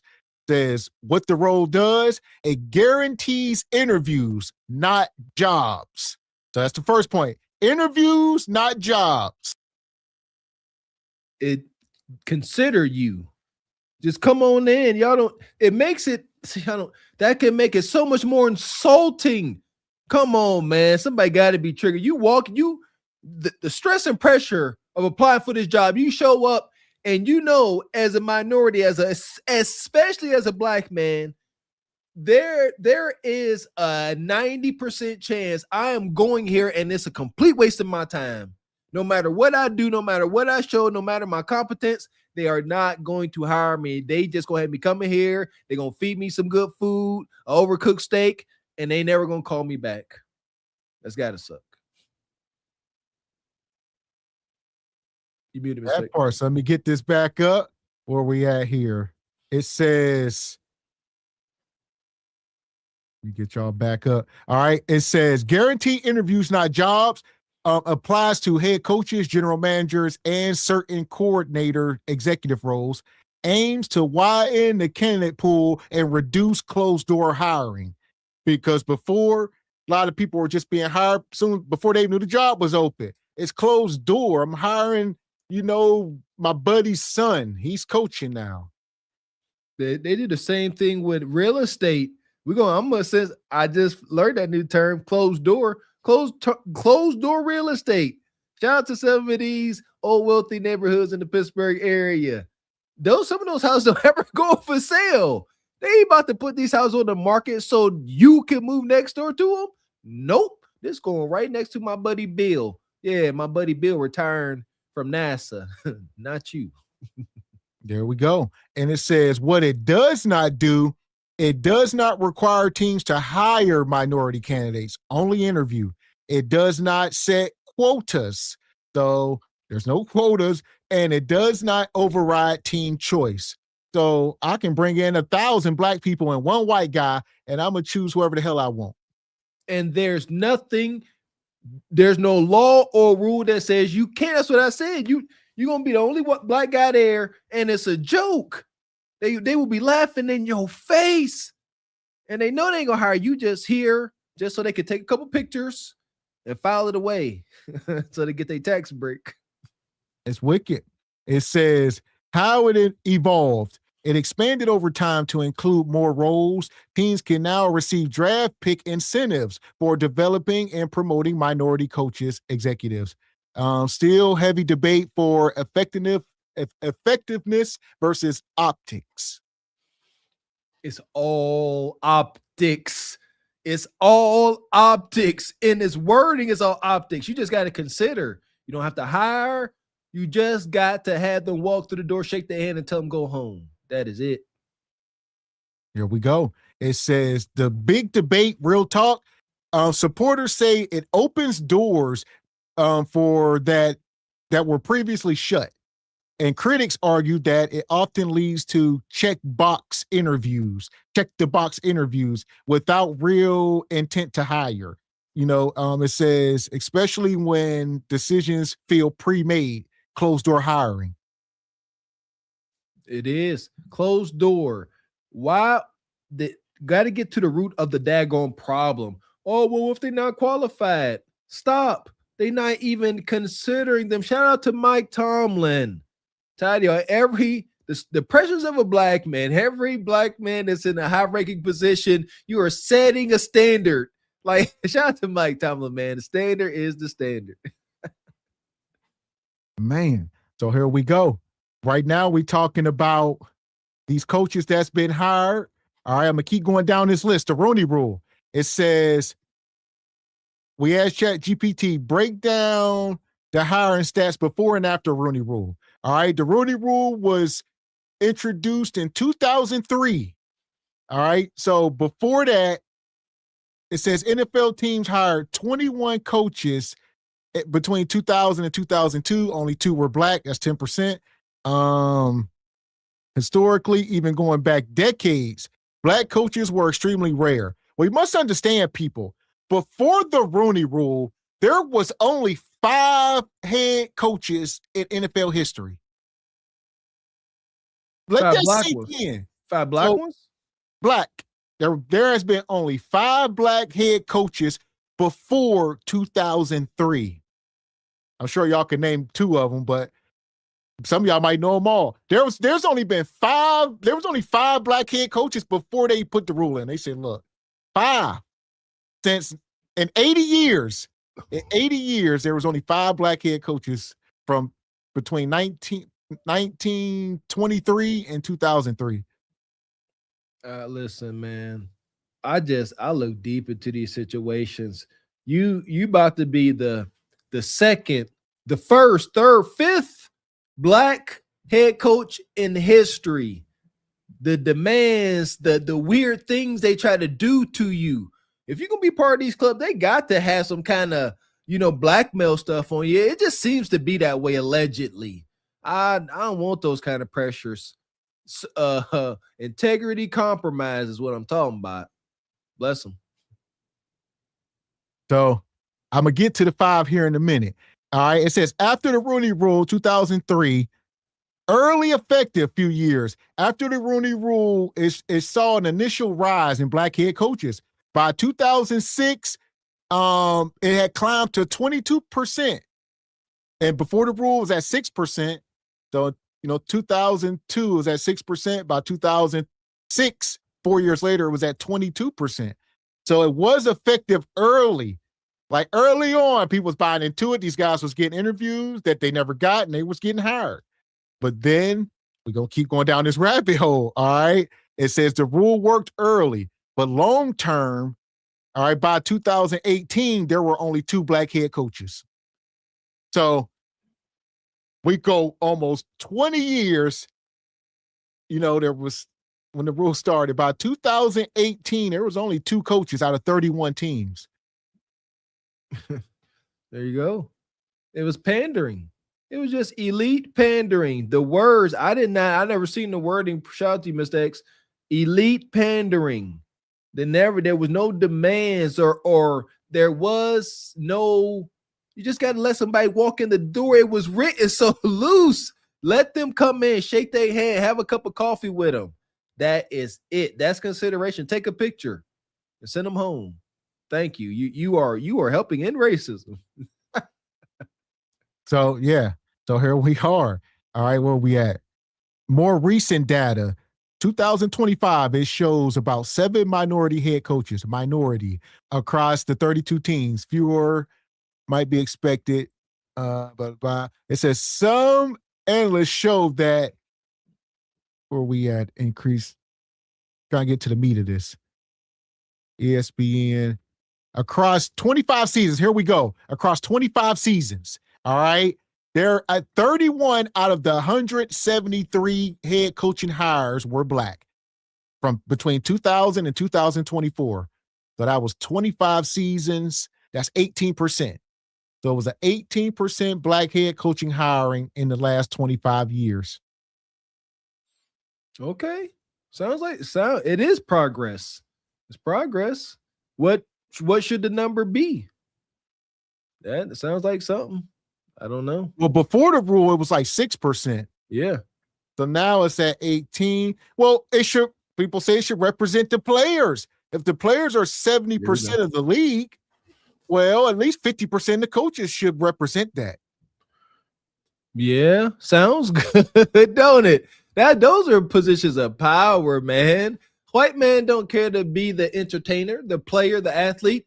He wants to own the athletes. He wants to own the workers. And that's what we got. Zero. We got zero representation at the top. Zero. Big fat zip. Good luck. If you ninjas want to own something, you got to be in coordination with someone else. You got to be a partner. Yeah, you can own 1/4 ninja, but you ain't about to own majority. Show nothing right out. But shout out to the rule. Shout out to melanated folks. Even though it was pandering, even though they were just trying to pander, we showed out and showed that we qualified. I'm sorry, not sorry. I don't believe this rule was made to really make a difference. Just the fact that we got our foot through the door, we got the jobs. Salute to them, brothers. So here we are. I'm going to keep going down this. Yes, the Rooney Rule opened doors that were closed before 2003, particularly early on, but its long-term effects on actually increasing minority head coaches has been limited. The number of minority head coaches has we had no consistency increase over time. He says, and it may result, many recent seasons remain far below the player population, like we were saying, far below. So if the players are representing 65, 70 or more percent, you got 6% head coaches in some cases. That's crazy. I get it. Same balance. I get it. Yeah, shout out to you, Mr. X. I definitely learned something. Shout out to the Rooney Rule. Again, it was just pandering. It was pandering. But you know what? That's the power of melanated folks, man. That's why I love being black, because I believe there's just some magic to us, man. Then that rule was not really made to get those men, those hardworking, qualified men hired. But so they just got one foot in the door. That's all we ask as a people. The more ambitious of us, give us a foot in the door. We'll do the rest. So with that being understood, shout out to the Rudy pandering rule. So here we go. I'll pull this back up. I see y'all been guessing in the chat. So before we get back to this video, there's only been 5 black head coaches before 2003, pre-Rooney Rule. All right. We got one. We got Fritz Pollard. Y'all see Fritz Pollard here. He was the old coach back in the day. He was coaching in 1921 to 1923. He was the first black head coach in NFL history. After him, it was a 58-year gap before they hired another black man. Golly. Holy cow. Yeah, what was that year? Yeah, shoot, man. Was they still wearing leather helmets? They probably still had strange fruit back then. Yeah, my goodness. Yeah, blessings to those men. So we start with him. Then we go on to Art Shell. Shout out to the brother Art Shell. He's a legend out there and for the Raiders. He played for the Raiders, I believe, and he went on to coach. He was a head coach from 89 to 94. He was the first black head coach in modern Super Bowl era. Awesome. Shout out to the brother Art Shell. There you go. So he a big old brother. I believe he's an offensive lineman. Dude, like 6'8", I believe. There you go. Big old brother on that sideline demanding respect. There you go. And the third head coach from 1992 to 2001, multiple playoff appearances, my guy, Dennis Green. They was who we thought they was, and we let him off the hook. All right. Okay. Everybody remember that epic clip. So this is him. He coached up there in Minnesota. He coached Randy Moss. All right. Chris Carter, Randall Cunningham, them guys. For one, he did his thing. There you go. Shout out to the brother. The next one, baby. This my man. Bring him up. Who? No, whoa. Before we get to him, Ray Rhodes. Okay. This is the one that a lot of folks don't know about. Where Ray, I don't know if they even got a picture of him up here. Ray Rhodes was a coach, I believe, for the Eagles from 1995 to 98. Correct me if I'm wrong in the chat. Ray Rhodes. All right. 95 to 98. And then last but not least, like Mr. Walker was saying here, they don't have his picture either, but Tony Dungy. Tony Dungy was hired. He was a head coach in 2002. He was hired the year before the Rooney Rule was instituted. So he later became the first black head coach to win the Super Bowl in 2006. Yeah! Boom, shakalaka! Wait, who? The Tampa Bay Buccaneers, baby. Yeah, that's the only team I ever really cheered for as a kid. There you go. Shout Tampa Bay. Shout out to Tony Dungy. So before the Rooney Rule, people say Rooney Rule was not necessary. There has been plenty more opportunities since. So like I said, 5 coaches in 80 years. All right. It says the importance of this. We noticed, yes, more black head coaches. He says they were extremely rare, often one and done, rarely rehired, almost never followed by another black head coach league-wide. All right. It says NFL began in 1920. From 1921 to 1989, only one black head coach. That was Coach Pollard. All right. He was one and done, they said. It says in 1989 to 2002, only a small handful, never more than 2 or 3 at a time. We let 2 or 3 of y'all in at a time. All right. Meanwhile, the league was majority black players from 1980 and 90s. Listen here. There's conspiracies and rumors going around saying they trying to bring more non-melanated folks into the NFL and NBA. Huh? They're about to get us up out of there. We ain't as talented as we thought. Psych. So it says before the Rooney Rule, NFL had black head coaches in nearly 60 years. They hadn't had one. So here we are. I think it was necessary to some degree, but like I said, I'm off the football train. Them people showed their hand. They are who they are. It's a plantation. Do people get rich? Absolutely. But the majority of the players end up broke within 5 years. Thank you. So there is no long-term wealth. It's long-term mental issues. There's long-term pain and broken bones and can't walk, can't get out of bed when you're 50. But a lot of these guys end up broke or on the streets homeless or with mental issues. So we just got to call it what it is. If you like to be entertained by it, that's fine, but we got to call it what it is. There you go. And yeah, like I said, folks ain't gonna stop playing. I ain't trying to, boycott. No, I ain't on that kind of time. Just pray for those brothers. That's what I do. I'm getting old, but I see them brothers out there risking life, limb, and CTE. I just pray, just be healthy, go out there, make it back to your family, and live a fulfilling life, because I seen too much playing. Ain't nothing worse than seeing a young man first year of football camp and he just blow his knee out. You just watch a young man life just drain from him because he like, it's over. It was either NFL or bust. Like I'm not too fond of the sport, but shout out to the Seahawks and shout out to the Super Bowl. Here we go. Yeah, the Seahawks and the Patriots. Look deeper at these teams. Look at the owners. They all in bed with something crooked, man. So look at the Patriots. Look at Robert Kraft. All right. People, I mean, it is what it is. Didn't he just get caught a couple years ago in the massage parlor with a bunch of Asian women and who knows how old they was? Go look at Jerry Jones and some of these guys. Jerry Jones go look at them old pictures they put up of Jerry Jones back in the 60s. These people believe what they believe. To hell with them. Amen, amen, amen. It's Mandingo sport. I'm telling you, it's got to be the closest thing to the indentured servant auction.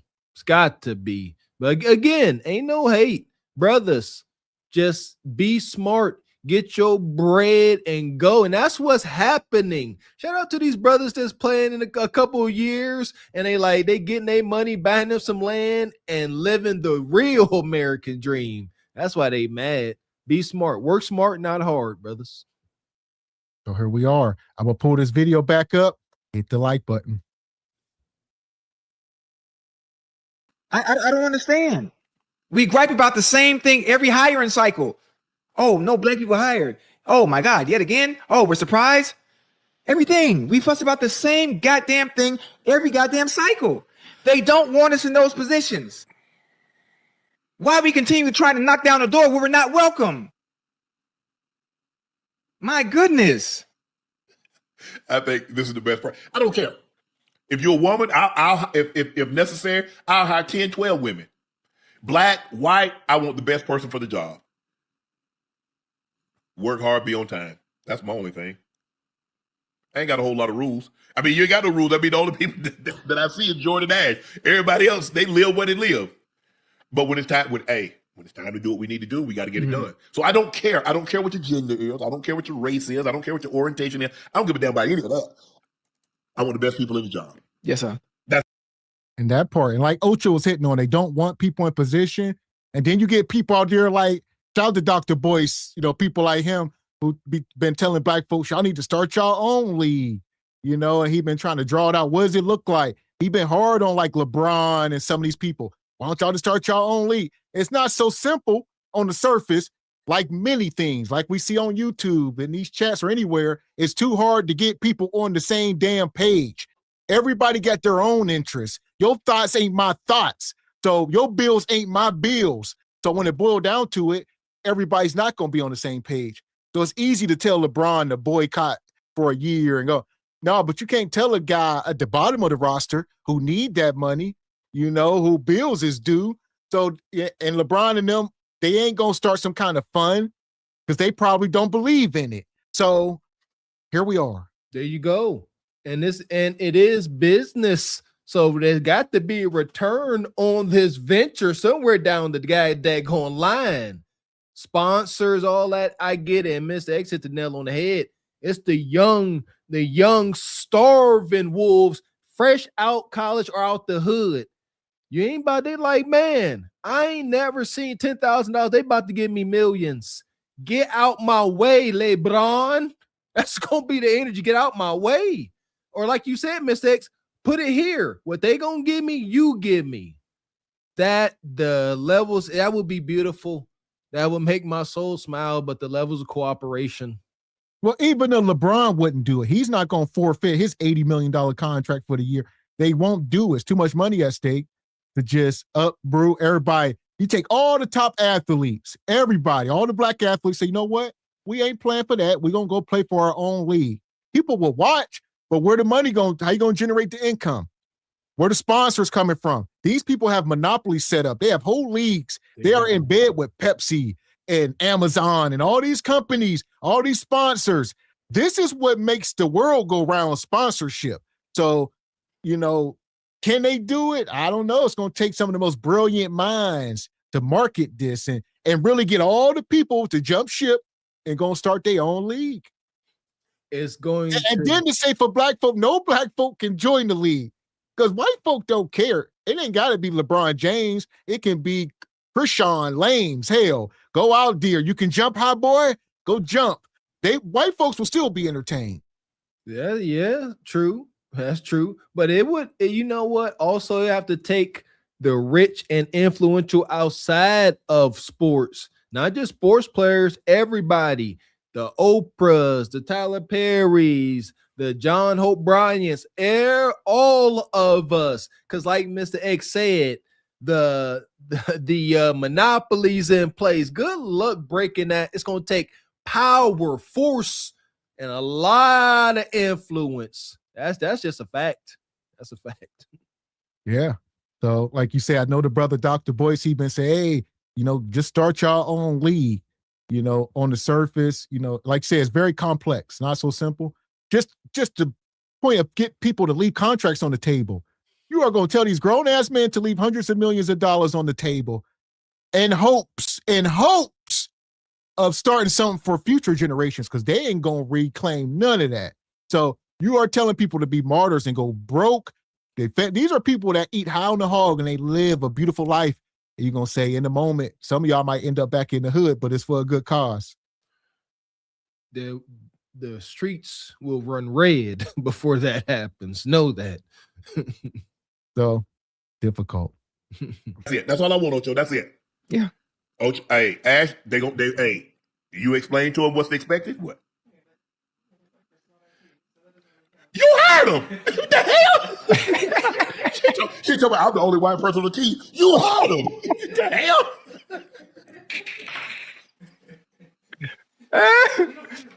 Yeah, hey. They might try to close me down, but I got too much DEI.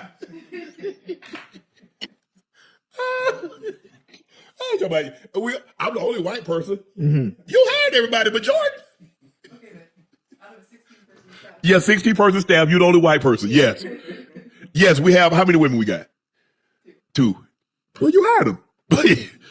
Well, theoretically, Real is our staff too. Oh, we count Real, so we got 3.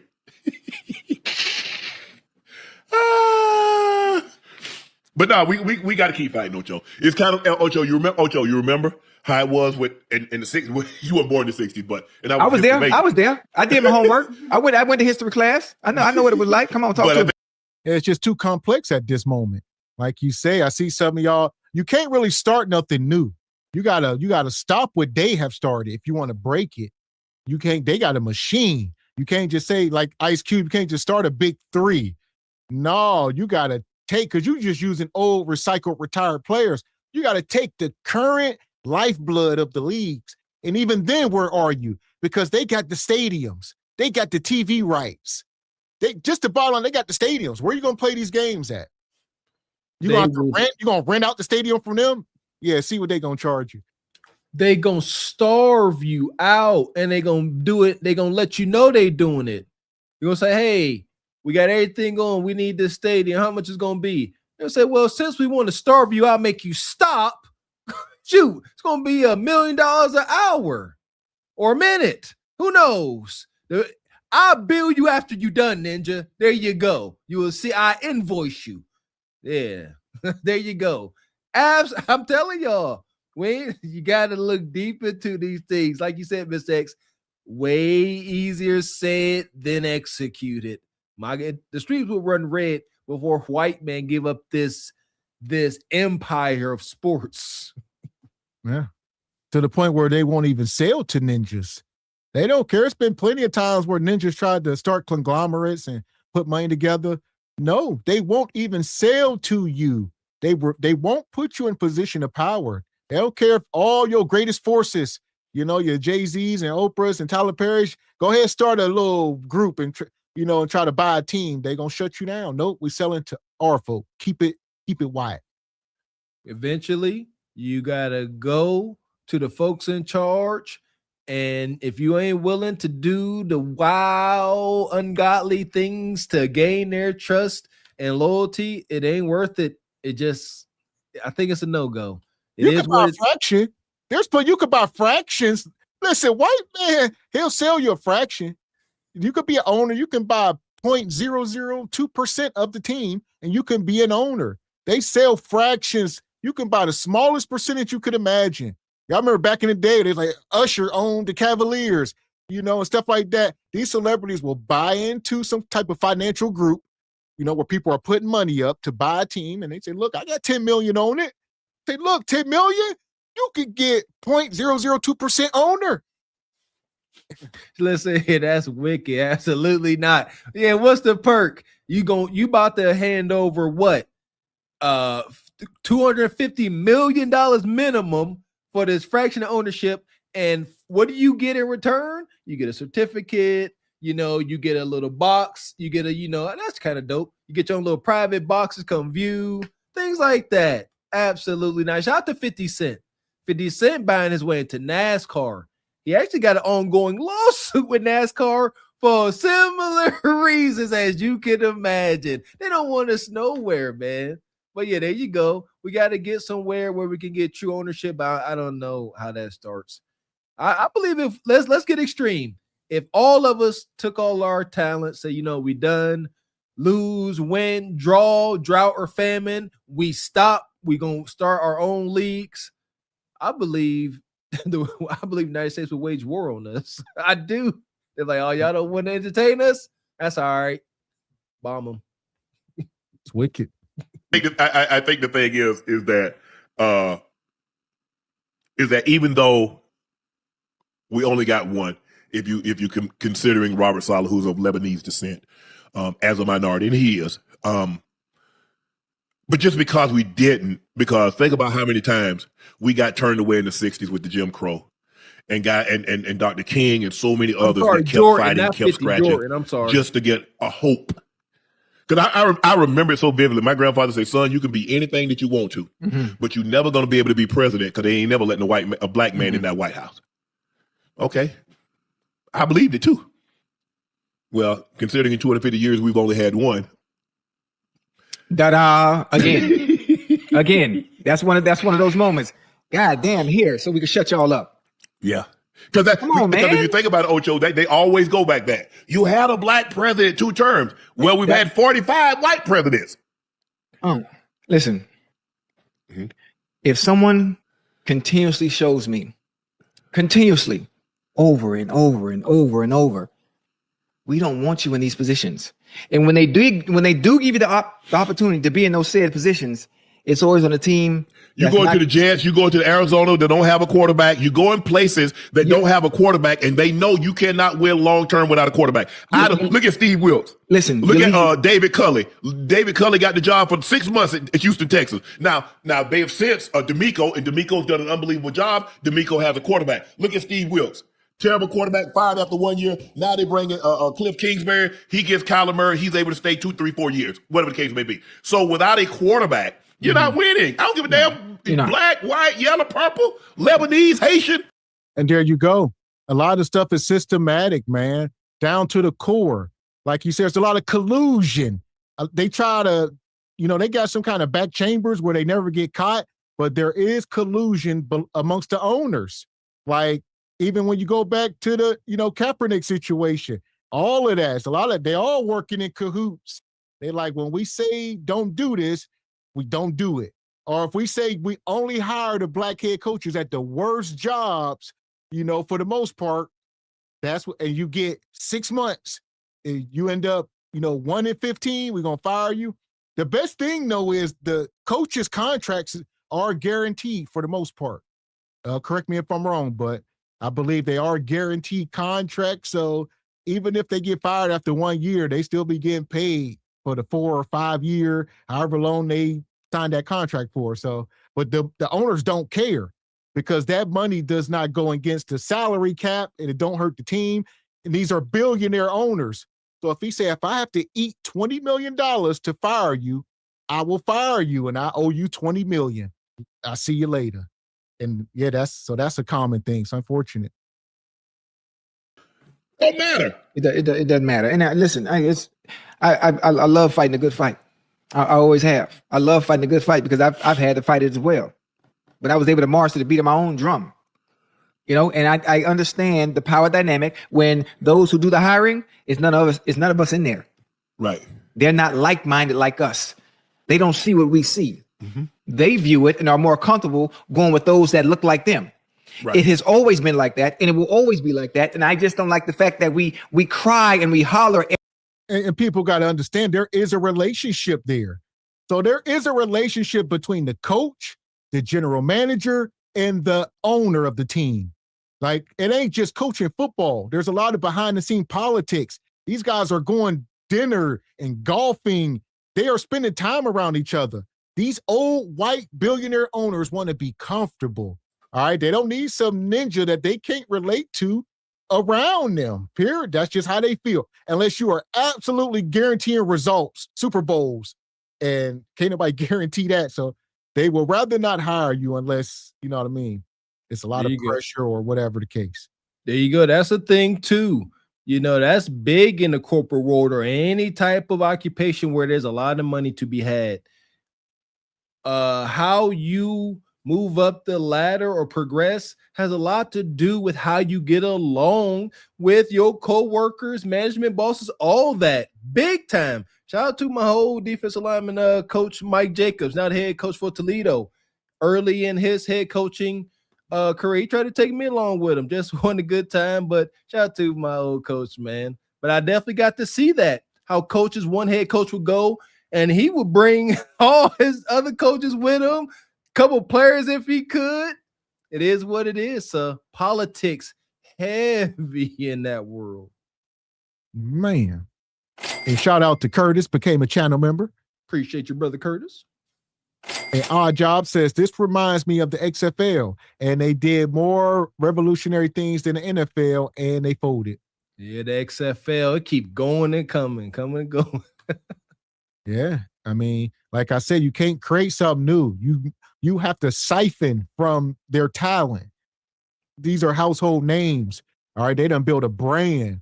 You can't just try to build something bigger.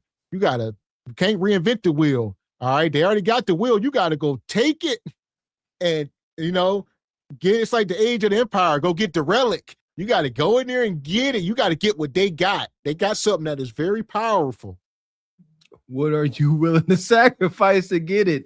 The street shall run red. Every time a hiring cycle comes around and say, oh, none of us got hired. Well, no fucking shit. They don't want us in those positions. Well, we're not in a position. First of all, there are not a lot of us in the position of hiring the head coach. Can I ask you a question? Yes. How many of us are owners? None. How many of us are in positions to do the hiring in general? I mean, I'm trying to think. Maybe the guy Detroit, maybe the guy Ryan Poles in Chicago. I'm trying to think of black GMs. Holmes, I think Holmes is the guy in Detroit. Poles is the guy in Chicago. Off the top of my head, Ocho, I can't think of.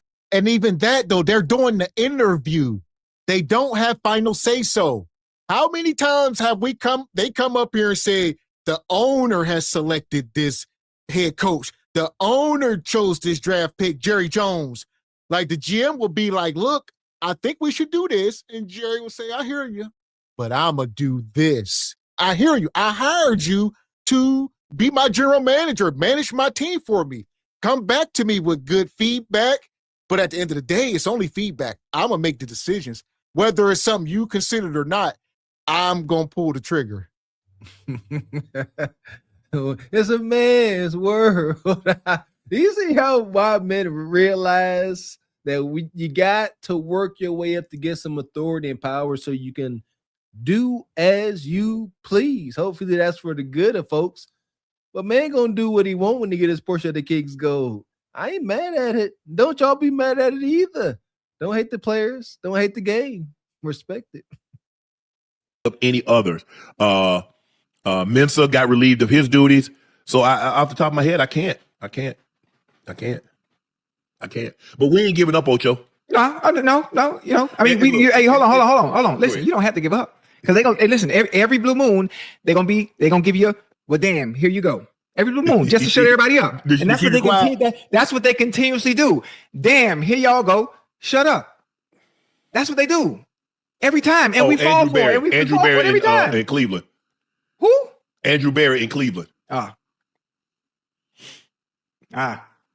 It's not going to work, man. Yeah, It's just not I going mean, to work. it's hard. I love the good fight that we talk about. I love that we want us in positions of power. I love that we want us being leaders of men and being head coaches of football teams.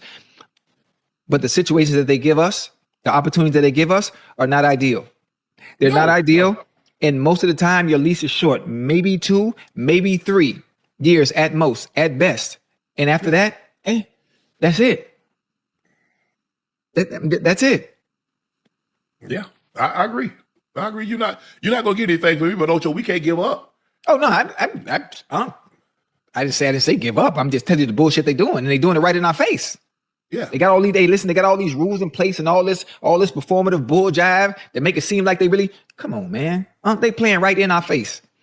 Well, we have rules set in place. Well, we interviewed him. You know, he just wasn't qualified. For us to get most of the time, we overqualified for the job, and they still gonna hire their friend anyway. True. Somebody because at that point, it's all on who you know. Right. And but that's the thing.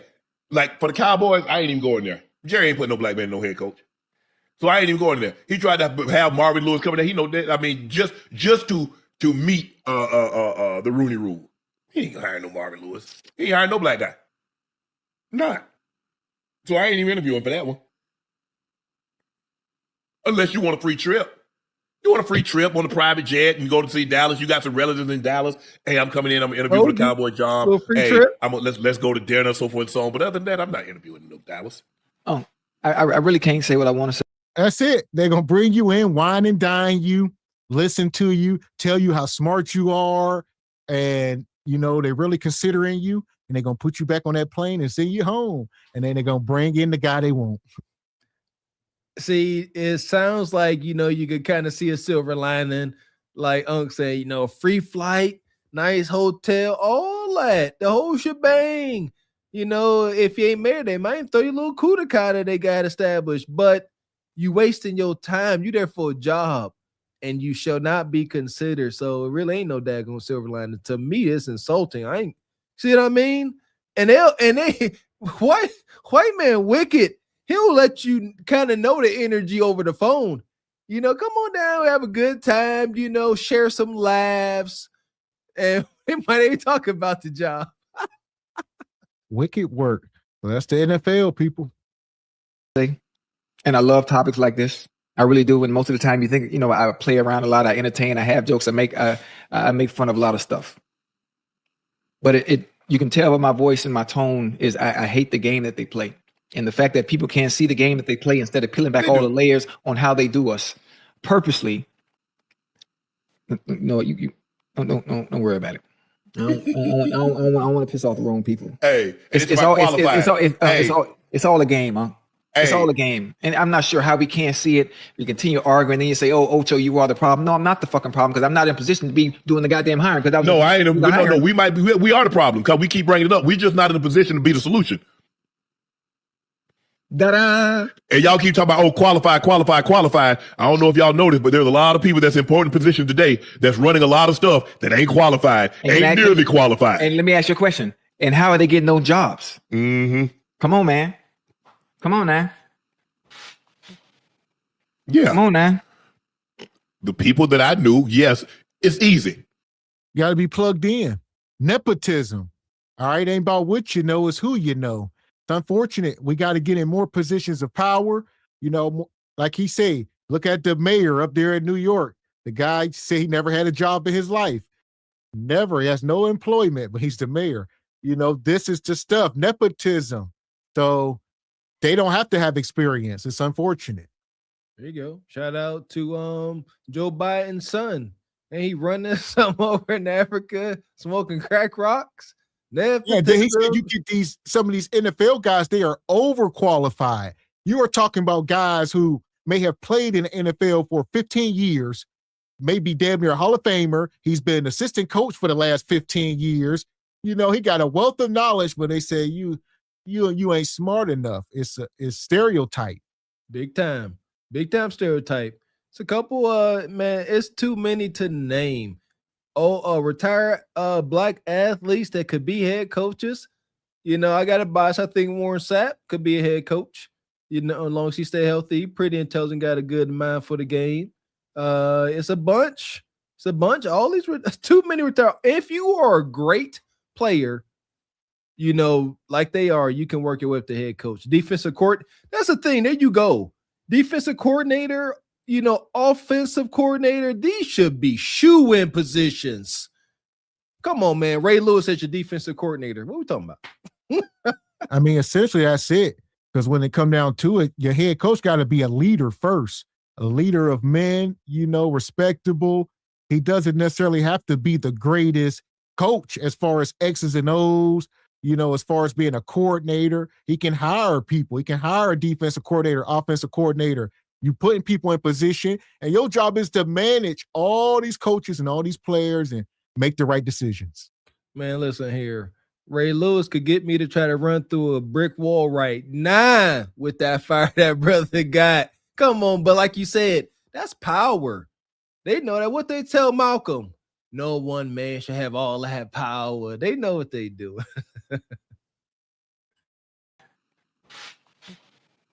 Yeah. Come on now. The people that I knew, yes, it's easy.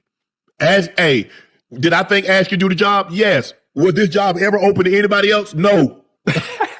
No, it wasn't. I ain't finna sit here and lie to you. CJ, my producer at Club Shay Shay. I knew CJ. I worked with CJ at Fox. Was that job open to anyone else? No. That's how it works. 85% of the jobs are never listed. Hey, Ocho, man, they got a job opening over here. You know somebody looking for a job? Yeah, now that you mentioned it, yeah. Okay. Have them give me a call. Hey. What it That's normally how it works. That's nepotism. So I'm either going to hire somebody I'm directly related to or one of my friends' kids or somebody I know. That's where it's going to start, my immediate circle. And then if I can't fill the position, we got no choice but to go outwardly. But most people going to start home base, you know, my kids, my family, brother, sister, cousins, maybe, you know, like I said, Mr. Walker got kids. I'm going to check, see if his kids want the job before I put that anything out. There you go. Why? There is a reason behind this, and it's not emotion and because I like you. No, it's deeper than that. It's because via our friendship, our relationship, we have come to an agreement that we have a shared common interest. We think alike, whatever we have a shared common interest, whatever that looks like. And I know that we can work together. That's huge. You can bring in somebody that's qualified. I've seen it being a player. I went through 3 defensive line coaches in college, and I was at the same college the whole time. If you can be a great coach, but if you don't get along with other coaches, you got to go. That part. So we went through this coaching cycle in 2026. 10 jobs were out there. 0 black coaches. We got the one guy, the Titans, which is Robert Saleh, which he is a recycle. Just go through these names. He was only minority hire. He's like Middle Eastern or wherever they say he is. And he's got some brownish skin. All right. He ain't all the way white. And look at these coaches. John Harbaugh, he with the Giants. He just got fired from the Ravens, got a new job. Robert Saleh, he was coaching with the 49ers and somebody else. He got fired a couple times, got a new job. This Kevin Stefanski, he just got fired from the Cleveland Browns. He was horrible. He was having all them problems with Deion Sanders' son. They was beefing. He get fired. He get hired in Atlanta. This Jeff Hanley hired. Mike McCarthy with the Steelers that you see here. He was coaching in Dallas like 2 years ago. Fire. He was coaching in Green Bay. Fire. Here we are. He get another chance with the Steelers. Joe Brady, Todd Monken. These guys are coordinators. Clint Kubiak. He's the son. I think his daddy name is Gary Kubiak. His daddy was a head coach. Now his son is Clint. Now he come up through the ranks. Nepotism. His son is now the head coach of the Raiders. So y'all must understand how this works. Yeah, I get it. You meet the son of the man you done work with, play for, whatever the case may be. Come on, Mr. X son. Your father told you how we do things around here, right? Yeah, I don't have to explain everything. He done already brought you up to speed, right? There you go. There's a reason for nepotism. At the very same time, we can identify how we could come across unfair. Shout out to the Rooney Rule, but it is what it is. Shout out to Unc. Even he acknowledged it, and we do too. We all would most likely be guilty of nepotism if we were in a position too. Huh? Shout out to SBC Nation. I'll be trying to hire y'all ninjas. Come on, Project Leroy. Come be defensive coordinator. So here we are. With that being said, we're gonna take the entire NFL to the pit. Boo! Madness. Fuck is you talking about? This is Sparta! You got to know when to hold 'em, know when to fold 'em, know when to walk away, know when to hide. You gotta count your blessings. You're sitting at the table. You hear me? Ooh, child, things will get brighter. Shout out to sports. Shout out to the positive aspects of sports. The lessons that it teaches, the resilience that it, teaches. Shout out to it. All that. So here we go. We're going to keep it moving. If you're just coming into the room, take a second, hit the like button, hit the subscribe button. Also, to support the channel, hit the Cash App, hit the Super Chat. Please and thank you. Please and thank you. We're going over here. Y'all see the woman here on the thumbnail? Nicki Minaj. We're going to talk about this. Black History, Black Madness. Y'all see what's been going on with Nicki? All right, she been at the White House doing her thing. And she says, welp. She put this on Twitter, said, welp. And she got her the Trump gold card. Did she paid $1 million for her citizenship? Well, that's what it cost. So the Trump gold card cost $1 million, but I believe Nicki says she didn't pay anything for hers. So she said it was free. Yeah, free. Watch your mouth, because ain't nothing free. This is white Viking warlord headquarters. You are in talking about some shit. Some stuff is free. So here we go. She posted this. She says residency. She says the cope is coping, finalizing the citizenship papers as we speak, as per my wonderful, gracious, charming president. Thank you to the petition. So there was a petition. I think like 12,000 people filed a petition to get her deported. So they've been trying to get Nicki up out the paint. All the people that don't like her, they started a whole petition, like thousands, tens of thousands of people filed a petition to get her deported because they found out she's not a citizen. And she says, and then she's been trying to get her gold card. She says, I wouldn't have done it without you. So Nicki saying, if y'all wanted to snitch on her, she wouldn't even had to do it because people thought she was a citizen. Then they found out Nicki ain't a citizen. And she says, oh, citizen Nika, she says, gold Trump card free of charge. Yeah! That's what they say on the last line. I love it. I don't know how the Queen of WAP is all of a sudden involved in high politics. I'm calling this high politics. You're out here hold hands with the ruler of the free world. This is the true rendition of idiocracy. I've seen only clips, but we hear this is idiocracy. How in the world, respectfully, shout out to Nicki and her music legacy. We done. How in the world does a Nicki Minaj end up being a political voice? It's kind of scary. Wicked work. So she up in the White House. Yeah! Good to see you. Great. See, they forgot I was here now. They came in for We Trump. still love you, Mr. President. Where did that go fast?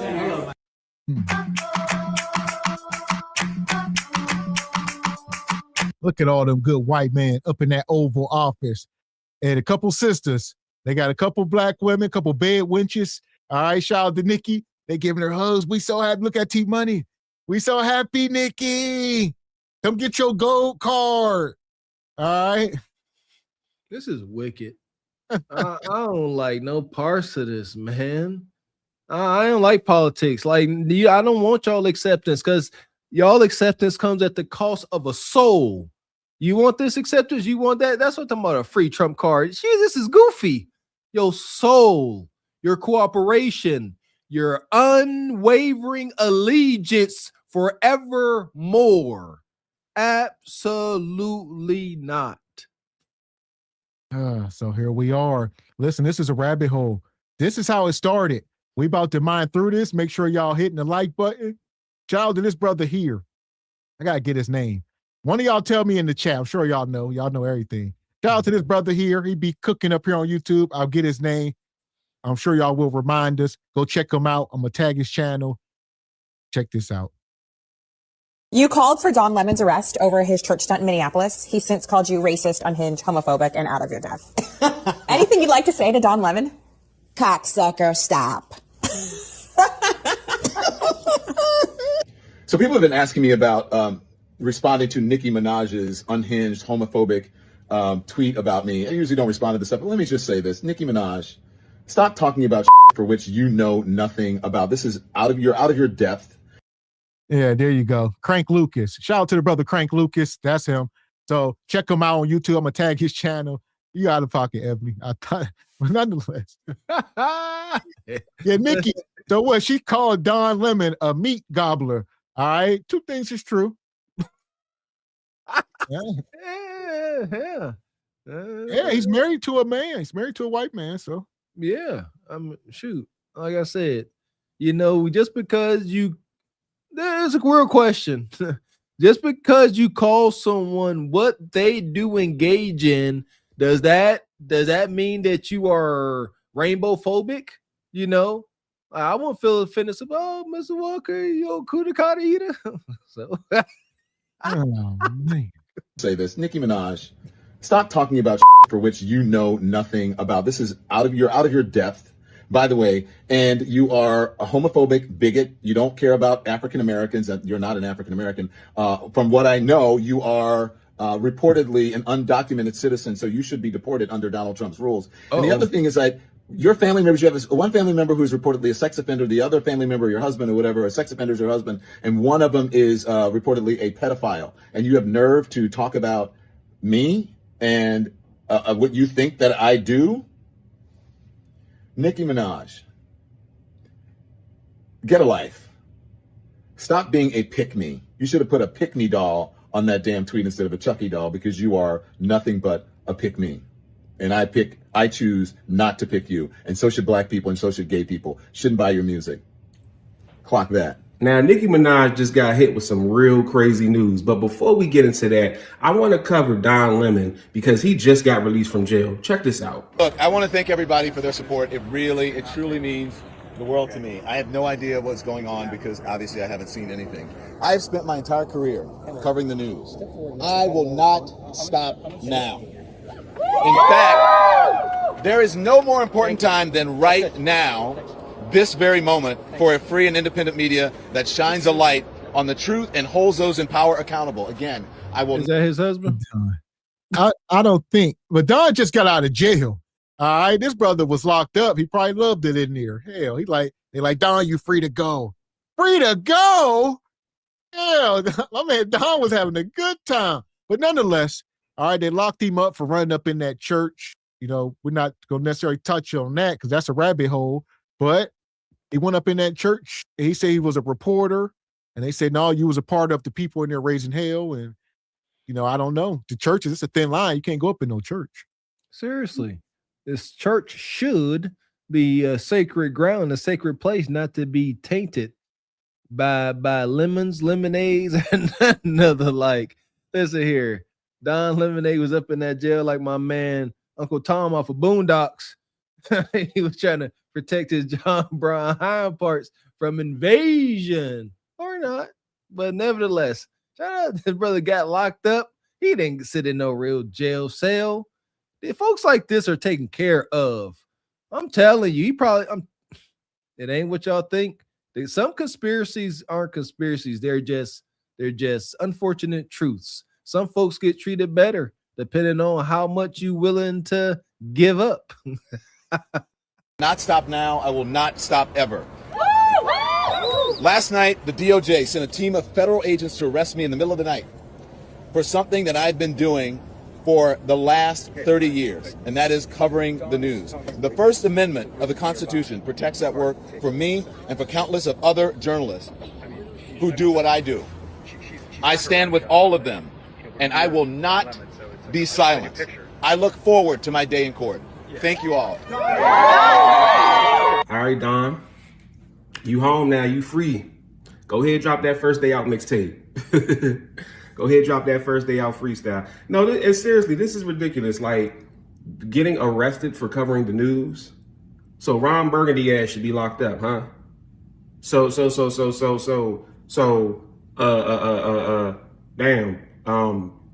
Fox News should be all indicted as well. He got arrested for covering the news of a protest. Now, granted, the people that went into that church, that's against the law to go into a church and disrupt the service. He said on camera, I am actively covering this. I'm not participating in the protest. I'm just covering it. That is what a journalist does. They journalize what happened. And I think it's interesting because there's even video of him predicting that he would be arrested. And even before this happened. It's a thin line with that, like you said. You know, you running up in there. You should have just stayed outside the church, brother. I guess they was going in there. They said the pastor was an ICE agent. They was trying to, somebody gave them blew the whistle and said, hey, the pastor at this church is an ICE agent. And they went in there while he was in the middle of doing this thing. Hey, you work for ICE, nature. And he like, whoa, what the hell y'all doing? And No, come on, man. You know why? Because folks of his coalition will get away with this. Yeah, don't anybody get in trouble about that. It's just clicks, views, and money for him. That was it. It was wrong. It was egregious. He said, I wasn't protesting. I was just reporting. Your reporting was a disruption to their service. Folks in there, yeah, they was probably in there passing around the collection plate. You messing up the church's money, Don. it's too hard to separate at that point. It's like running inside the bank with somebody while they robbing the bank. Say, I'm just in here reporting. And you got a mask on too. And they're like, well, how are we supposed to know? You ain't supposed to be in here doing this. How does it feel being robbed? You're lying. And I think it's interesting because there's even video of him predicting that he would be arrested. And even before this happened, you know, Nicki Minaj, that's what I call her because she's MAGA now all of a sudden, was one of the people that was calling for him to be arrested. It's funny because she built her whole brand off of the letters, the alphabet people. And now all of a sudden she's against them and calling Don Lemon a sea sucker. But she got her own issues to worry about because apparently that gold card that Trump gave her was bogus as hell. Trump really played Nicki Minaj, and she didn't even see it coming. Nicki Minaj went online earlier this week bragging about receiving a Trump gold card and being one step closer to citizenship. But it turns out she was completely bamboozled, and here's what people need to understand. Donald Trump created the gold card concept as a way for wealthy individuals like Nicki Minaj to fast-track their pathway to citizenship. Oh. So, Nicki been on one. All right, she got that green or that card. Now they saying it's fake. Now she been online crashing out ever since. She up here going in on the brother Steen and all the stuff going on online. All right, she trying to expose Jay-Z. Nicki thought she got her freedom and she just went off the deep end. He said, your favorite artist has been practicing rituals in satanic cults where they, I mean, come on, Nicki, you ain't the messenger for real. You was right in there with these people. Y'all gotta stop. You can't come out the house screaming. You was in there doing that. Come on now, Nicki. Yeah, we're going to call these the X-Files, all right? Yeah, most delicate over here. Yeah, here we go. And Jay-Z, she trying to call Jay-Z a PDF file. he was messing with Leah when he was 26, she was 15. This is Nicki's tweet. She put Jay-Z was 27, Beyonce was 16. She put that on her Twitter. He going to war with Jay-Z right now. I guess he got her locked up in some contract, and she's pissed about it. Jay-Z owned her rights, and Nicki said Jay-Z owes her millions of dollars, and she want her money. So she been trying to dismantle him. But the thing is, Nicki, like I said, your husband is a PDF file. What the hell is you talking about? Here's my thing. Listen, I don't agree with taking advantage of any woman, young woman at all. Ain't part of my spirit. Nevertheless, there's what should be happening and what does happen. Since the beginning of time, rich men, no matter what color they flesh was, have been liking these younger women. Elvis Presley, all your greatest entertainers, you just keep naming them. Keep naming them. I don't know nothing about it, but it's observable reality. Like, my point here is, like I said, it's all heinous. That's my first point. Nevertheless, white folks get away with it. Like, if we're going to talk about men taking advantage of young women, like, it ain't stopped. It ain't going to stop. All of the elites, they currently doing it. It's a thing. I don't know. But when it's black people doing it, we are held at a higher moral standard, and we'll get prosecuted for it. I think the unevenness of it is all weird because, like I said, Elvis Presley, my gosh, it's another one too. Some comedian, look like it's heinous stories. Well, tons of them. Like I said, this ain't nothing new. You go back, not even celebrity, like presidents. Go look at like Thomas Jefferson. There you go. All these people. It's heinous. Yeah, do away with it. Like I said, Nicki is participating in it. Like I said, we can be the messengers, not you, Nicki. Yeah, there you go. Yeah, that Woody Allen, Project Leroy. There you go. Disgusting. I'm talking about just what they call that whenever you I forget what the term is. Nevertheless, but they bring these young women up and then they be kids. How in the world can you build a romantic relationship with a young lady that you had to protect? And God dang it, there got to be a line. And we got some super chat. Appreciate you, Evie Ray. Because can we just glorify the yams? It brings us together. Well, Nicki's yams is tainted. Appreciate your Unc B streaming. Says Nicki didn't tell a lie about Jay-Z and Foxy Brown and Rihanna to the list too. Also, her husband and brother don't matter because justice was served. Okay, Unc. So they done did their time for their crimes, you say. I hear you. Appreciate your ham dog. Says just got in the chat, but I know Walker speaking facts. So here, ninjas. I appreciate your ham dog. Appreciate you, brother. Yeah! Boom, so here we go. Back over to Nicki. Like I said, she up here crashing out, and she's trying to get her gold card. What's grooming? That's the word I was looking for. Grooming. They be grooming them. To fast-track their pathway to citizenship by paying $1 million or more to the U.S. Treasury. Nicki, however, claims she received the card for free, and now we know why, because the card she was given is completely fake. But here's where it gets messy, because the White House just shut her down and released a statement denying that Nicki Minaj ever received an official gold card.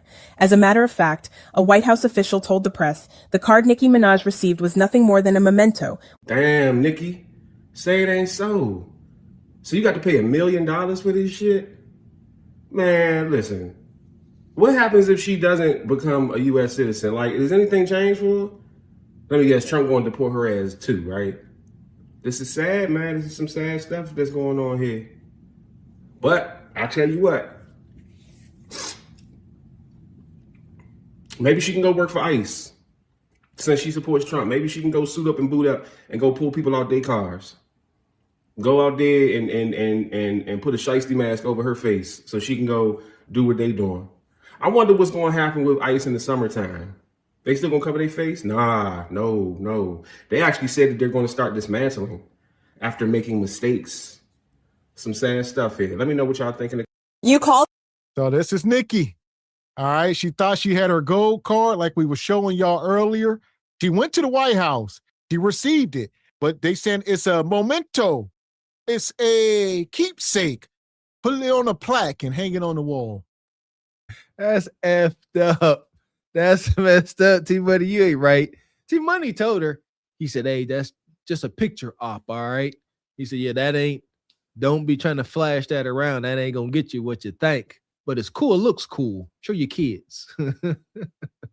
Yeah, so Nikki, she went down there, got her card, like said, official Trump card. They cost $1 million. This is your fast track to citizenship. You're going to jump all the lines. You get this card. It's essentially, you buying citizenship for $1 million. It gotta come with more than just a piece of paper saying I'm allowed to say the daggone Pledge of Allegiance. Like, it got to come with a little starter kit. Can I get a fancy wallet? A pickup truck? You know what I'm saying? With a double barrel, you know what? Give me the America. Welcome to America package. Give me something. So there we go. Nikki thought she was on to something. She effed around and found out. I'm gonna pull this video up. Shout out to my guy Godfrey. Man. Well, come to find out that gold Trump card is a memento. It's not a Visa. Yeah, it's not a Visa. Oh, God, did I laugh for 30 minutes. So Donald Trump literally played your Nicki! Can you believe this, guys? Now, Nicki Minaj is on her House Negro tour, and she's been doing all of this weird behavior, I guess, because she has a plan. Because she illegally came to America. She's from Trinidad, and I think a lot of Trinidadians have to be embarrassed by her behavior. And she got her gold card, the Trump gold card. She bragged about it. She even showed it, and that's what this whole plan has been, I guess. And she even said, I love Trump. I'm a fan of Trump, and this is real. This is, I care what anybody says. I love Trump. I think he's one of the most handsome men ever. Yeah. How do you feel, Nicki? How do you feel? You're still illegal. Trump's like, I can't believe it. Nicki Minaj, she thought it was a visa. I really appreciate you. I appreciate you. But I love house Negroes. I love house Negroes because house Negroes are very pretty. I love house Negroes, because you snitch on your own people, You're in the house. You're in the house, but you snitch on your people, but we still don't have any respect for you. I'm going to call you Nicki Mirage. Yeah, Nikki had it messed up. This is America! This is America! This is America, Nikki. All right. Shout out to Ebony Dean. We're going to send her back to Trinidad. United States of America. The problem is Nikki was on a victory lap, almost like a Peach McIntyre. Shout out to Anton. Shout out to some of y'all people. Grace is not reserved for y'all. Ain't nobody about to feel sorry. Ain't nobody. No. There's the problem. You was not humble. Even though they would stump you out in the chat, you don't have to respond to ignorance. You could have got your gold card, moved to silence. You was up here tweeting, yeah, ninjas, this and that. I'm all it. And then here we are. They can't help it. They can't. And that slightly triggers me, but also I like it because it shows that I got more self-control than these daggone celebrities. We just show Ocho and Uncle Shay Shay up here. They be getting triggered by the daggone chat. Like, y'all should be way more or too important to be sitting here and get triggered by us common folk.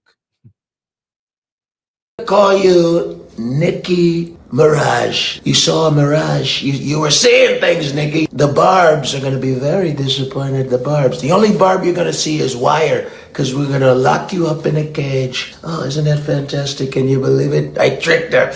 Can you believe it? Billy Porter on how he feels about Nicki Minaj. Check this out. Her.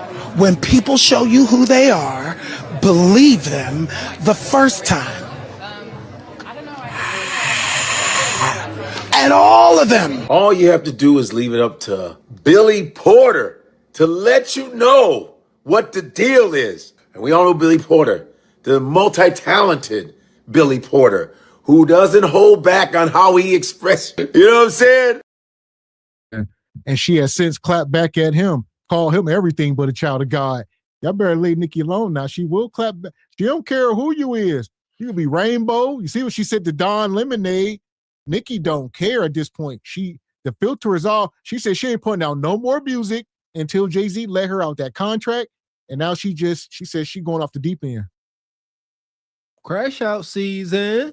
There you go. There's a gift to y'all artists out here. That'd be the next mixtape. Where Wayne at? He need to come back. That's crash out season. Just go crazy. Yeah, Nikki gonna give Billy Porter the same message gave Don Lemonade, because they both on that same type of time. Man, so Jesus. Appreciate you, Rachel. Always good to have you, sister. Says famous director Roman Polanski has been a fugitive over 45 years. In 1977, he admitted to statutory R of a 13-year-old Roman. A 13-year-old Roman was 43. He fled the U.S. Effing yuckety. Man. Money. Appreciate you, brother Ham Dog.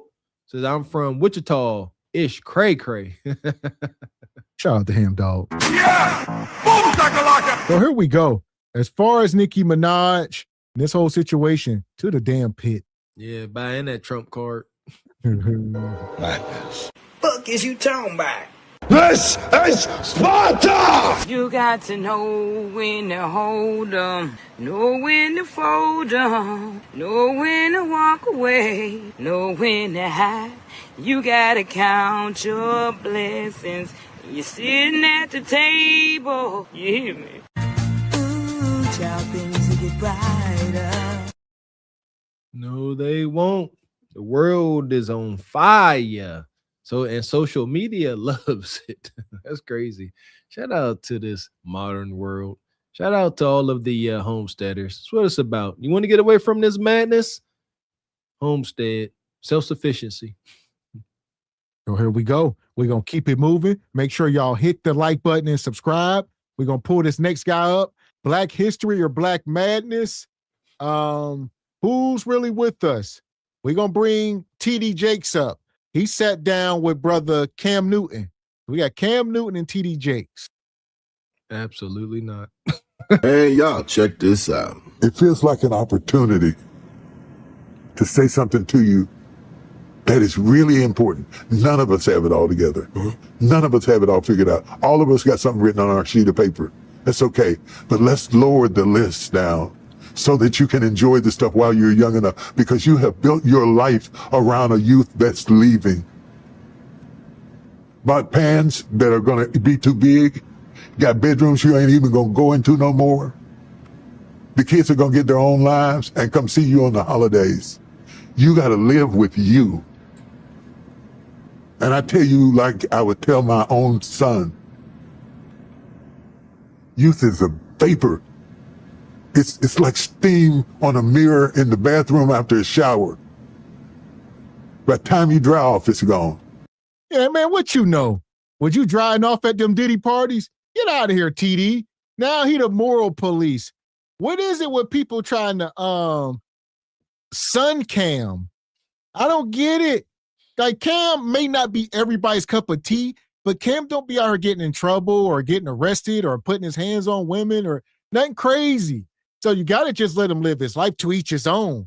There are people out here y'all really need to be holding accountable, and, you know, he ain't take care of his kids, regardless if you like his methods. I mean, there's bigger fish to fry. I don't get it why people on the Cam train. I got a theory. Why does it appear folks trying to always sun Cam, come giving him advice on his life? I gotta say jealousy. Cam is out here. You heard the one, some person just said, I don't know if it was a sister. They said that Cam got a done with show, went to whatever's little cigar bar, and by the end of the night, two women came to him and said, hey, let's go pop off this Minaj. I think there is a degree of jealousy among some men. Yeah, he weird, he a little wonky, eccentric, you know. What was it?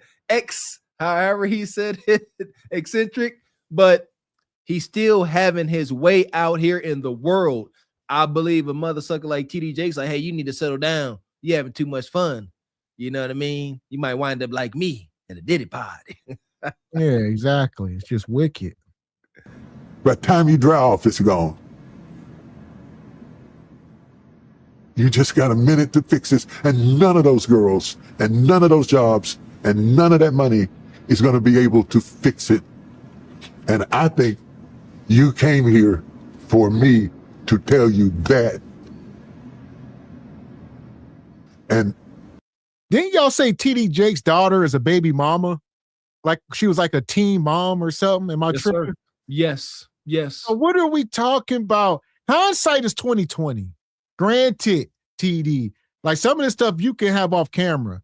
Like this is TD Jake's podcast that Cam went on to. So now it's like, no, you trying to do this in front of the multitude.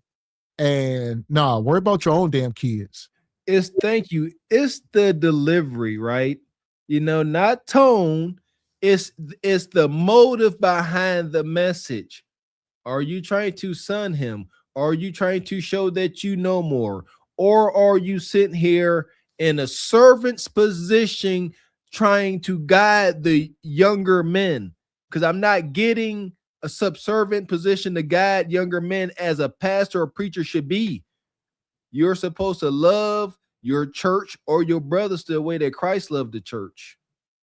And this is ego. I'm getting ego, a little bit of jealousy. Knowing what we know of TD Jakes, respectfully, I guess.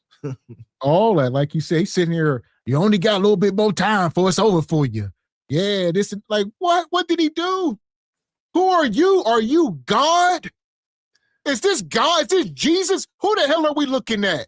TD Jakes is a fallible man. We need not listen to him. I second that motion wholeheartedly.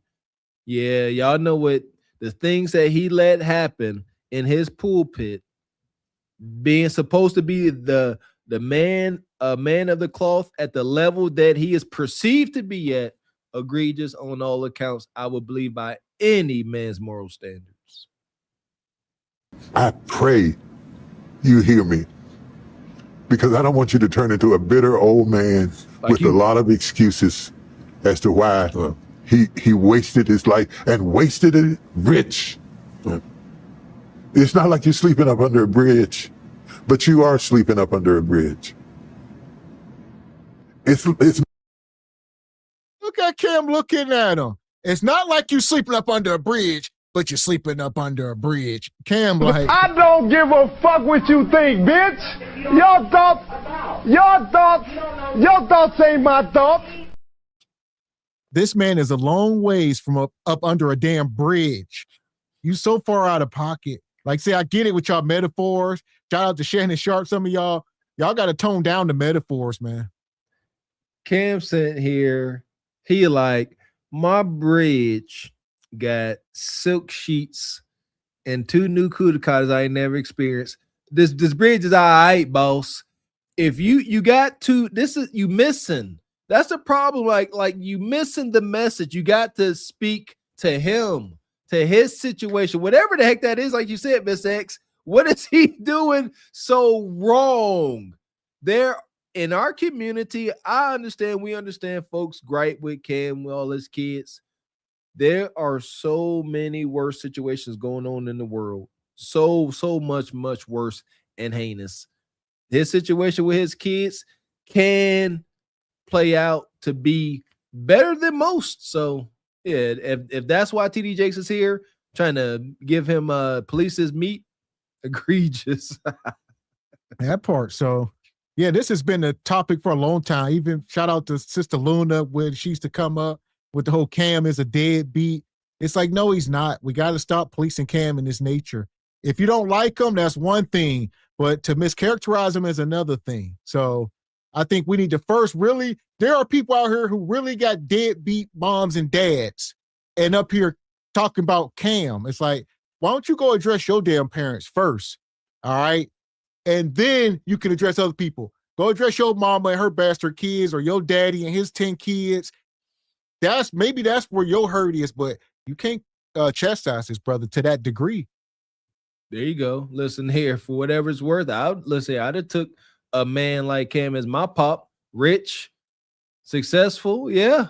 Come on, teach me something, Pop. My goodness, better than the old broke hood ninja that we grew up around.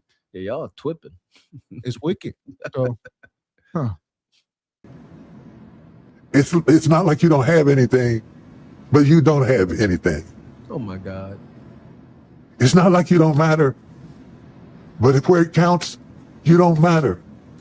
And only you can fix that. Only you can fix that. More money can't fix that. Bigger house in Paris can't fix it. South Africa can't fix it. Only you can fix that. Because every time you get on a plane, it's going to get on a plane with you. And you're going to look around and all of that black hair is going to be white. And the hat won't. Look at this. It comes down is meat policing. I think we talked about this the other night. We got to stop meat policing. That's what TD's trying to do. Yeah, getting on them planes, you with these women, this and that. You gotta, granted, two things is true. Maybe he's speaking from, TD Jakes is speaking from a position because he was hanging out with Didi and them at them parties. Everybody ain't moving like you and Didi and the way y'all was moving. Some people actually got sense about them. So, like I said, let the brother be. Quit trying to project. This is projection. He like, yeah, I know what I was doing. Thank you. When we was at them Diddy parties with that warm oil. Yeah, all that. The Punisher and the Terminator walking around. Yeah, this ain't that. Pure projection. Thank you. You see how he's starting to point out aspects? This is jealousy. Look at him up there with that milk dud head. He said, that black luxurious locks you got there, young man. One day they're going to be gray and brittle. All right. You a hater, Jakes. He ain't, Cam Newton ain't married. He is not a married man. He's 6 foot whatever. He's a old elite NFL athlete that women like. What else? What is he supposed to be doing? Like, I'm lost. He ain't married. You married. Look what you married. You was chilling with the diddler. Go look in the mirror. Oh, man. Appreciate you, Michael Matt. Good to see you, brother. Says good evening to everyone. Class is in session here, indeed. Appreciate you, brother. Yeah! Boom, shakalaka! Appreciate you, Rachel. Says, Gav, that was me again that said it about 6 months ago in the chat. TD's daughter was 13. Okay. God damn. So, and now she's ordained. She's the leader of the church. So he has stepped down from the church because all the Diddy accusations, and he went up there and faked like he had a stroke, allegedly. And that was all performative. That was a transition of power. So he said, I'm going to go up here on this stage. I'm going to fake this. And then a couple of weeks later, his daughter and her husband took over the church. He was no longer fit. Now look at him. He back to it. He said, I ain't fit. I just had a stroke. I can barely talk. Now he up here, Cam Newton. He got a full bill of health. Wasn't nothing wrong with this ninja. He just had, it was during the Diddy stuff. He like, I got to step down. Now his daughter, the 13-year-old that was pregnant, now runs the church. Yes, folks can change. Here's my thing. This is a married man. This is TD Jakes. Your daughter wound up getting pregnant at 13. There is a family dynamic breakdown. Something went extremely wrong. That ain't a by chance thing. That's deep depths of the hoods type behavior. And this is the same woman. His daughter is the same woman that brought Kundra to the church. She in bed with Kundra. She told Kundra she wants you to teach a class. His daughter is the woman that said she want Kundra to teach a singles ministry at the church. Huh. Yeah! Boom, shakalaka! It's all damned. Perfect word. So here we are. God. Yeah, that's a fact. Fix that. Bigger house in Paris can't fix it. South Africa can't fix it. Only you can fix that. Because every time you get on a plane, it's going to get on a plane with you. And you're going to look around and all of that black hair is going to be white. And the hat won't hide it. It's going to turn white. It's going to turn white. Your knees are going to get stiff. Your body's going to ache. Relax. And it's going to be too late to fix it for You projecting. You talking about you. Now you on Ozempic or whatever. You starting to shed a little bit. You talk about you, and you was blowed out. He said, your knees going to be aching. Your back going to hurt. Your meat won't work. He said, your meat going to stop working. What you going to do when your meat don't get up and you hanging out with the diddler? All right. And the diddler got hard meats. All right. Yeah! Boom, shakalaka! The dealer don't like that. If you can't match him, then he gonna bring out the Punisher. You don't know pain. Wicked work. OGs, you know, Gavin X and I, we are growing into be OGs. Bless it.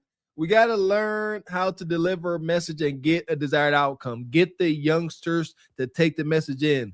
I remember when I was in church, I used to have some of the deacons and stuff try to come to me and give me advice. I look back, you know, and I actually could see the message now that I matured and grew up. But in the midst of it, I could not look past their ego. I could not see past their insecurities. I could not see past their projecting. I had this OG come to me like, yeah, you know, be careful when you're around women because since you got a wedding ring on, they tend to like you more. There was truth there, but his projecting came in heavily after that message, and I couldn't, you know what I mean? I really couldn't hear that because he started talking about, you know, I remember I was at work and I did this. I ain't trying to hear that. That's you. Give me the pure message and leave your ego there. I don't want to hear about you. Man. Yeah! Boom, shakalaka! Here we go. It's going to ache. Stiff. Your body's going to ache. And it's going to be too late to fix it for the few people that you really, really care about. That short list of people who are holding your thermostat right now. You got to get your thermostat back. You got to do what you can to explain it. And regardless to them receiving it while you're living or after you're gone, you got to get to a place of peace about that because you are running, please hear me, you are running out of time. I know. You are running out of time. How can you say that to this man? Cam Newton, about 35 years old and in good shape, in his prime damn near, can still play in the NFL. And you the man that was just stroked out on stage. Who the hell really run out of time? Will you stop projecting your existence onto people? What, is he looking for sympathy? What are you doing? Cam's sitting there like, ask your daughter, am I out of time? That's what Cam like. How about ask your daughter to come over here and sit on my lap and ask if I'm out of time. You ain't 35. I didn't know. You tripping. You tripping. You tripping. What? Out of time for what? Give us some context. I'm so tired of this coverall vague prophesizing. I want to scream. You out of, for what? I'd have been asking questions. Where Brother Brooks at? What? Give me specific instruction. I ain't trying to sit here and play Da Vinci Code, Diddy Code. Tell me the truth. Keep the Diddy oil. Seriously. So that was as much as we got of this interview. I believe Cam kept it cordial and respectful for the most part. He didn't too much, you know, challenge this old gatekeeper here, which he should have. Yes, men, yeah, and women, challenge the elders. Like I said, don't disrespect them if they got some knowledge, but if something sound off, challenge them and make it make sense for you. That's all. That's it. There you go. I'm big on respect. Most definitely. I believe there's a curse not to respect and care for our respectable elders 100%. But yeah, definitely challenge. And that's all I ever did to the gynocracy. Respectfully challenge. Please explain this. Good luck with that. There ain't going to be no explaining, or there will be, but show them that you could think for yourself. They'll be proud of you. Man. And shout out to Baba T in the Cash App. He says, Cam, get that spirit away from you. Yeah. What? Who? TD fakes. Yeah. Money. Appreciate you, brother Ham Dog, coming through like you do. Say, be nice, guys. Trying. Like you said, these people here triggering. All right, these some of the worst folks. So we're just gonna put TD in the pit tonight. There you go. Yeah, going. Fuck is you talking about? This is Sparta! You got to know when to hold 'em, know when to fold 'em, know when to walk away, know when to hide. You gotta count your blessings. You're sitting at the table. You hear me? Ooh, child, things will get brighter. Yeah, I'm tired of these vague messages. Like, that's like freaking fortune tellers. You know what I mean? Or fortune cookies. Just a vague coverall statement that seems possible at the least. Yeah, you run out of time. I think we all running out of time in some, part of our life, but be specific. What is it? You run out of time to be an NFL athlete? True. Run out of time to be a great father, a husband? Not really. So there we go. And we just told y'all people need to start challenging them. So we're going to bring this next video up. Shout out to brother T.I. He went there and challenged Kurt Franklin and a few of them. T.I. got something to say. Uh-oh. I've never been like a church person. You know what I'm saying? I grew up in a house with a strong, praying, tambourine bumping grandmama. You know what I'm saying? My auntie, strong, very, very strong in prayer. So I know how to pray and I know the word. You know what I'm saying? I know God is real and I've seen the presence in the hand that he's had in my life personally. Don't nobody ain't got to tell me that. I just ain't never felt the connection with church. Why? Man, I just don't. I mean, to be honest with you, I don't think it's real. You know what I'm saying? I think that it's a business just like anything else. And it's a show just like anything else. You know what I mean? Just like you go to Broadway, you see a show. I feel like it's just like somebody standing up and public speaking, just like you get like a TED talk. And a lot of times they be putting a lot of cap on it. And when I say cap, I'm saying cap in their action. The word is the word, but sometimes they try and twist the word, make the word mean something, that will be personally benefiting to them.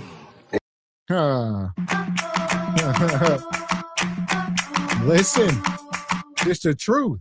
Like they taking that good book, that powerful book, and manipulating the words and moving verses, taking this here and putting it there and remixing the Bible, like he said, and to whatever sermon they want to preach. All right, I'm gonna take whatever I need to make it, my congregation move and put money in the pot or whatever. That's it. They're going to get your emotions roused up. It's business. Folks, the vast majority of humans tend to make emotional purchases. Say it again. The vast majority of all of us, we tend to make emotional purchases. And there's nothing more emotional than religion and faith and spirituality. How you think they get Gam to give them her last $100? Last emotional purchases, if you will. It is what it is.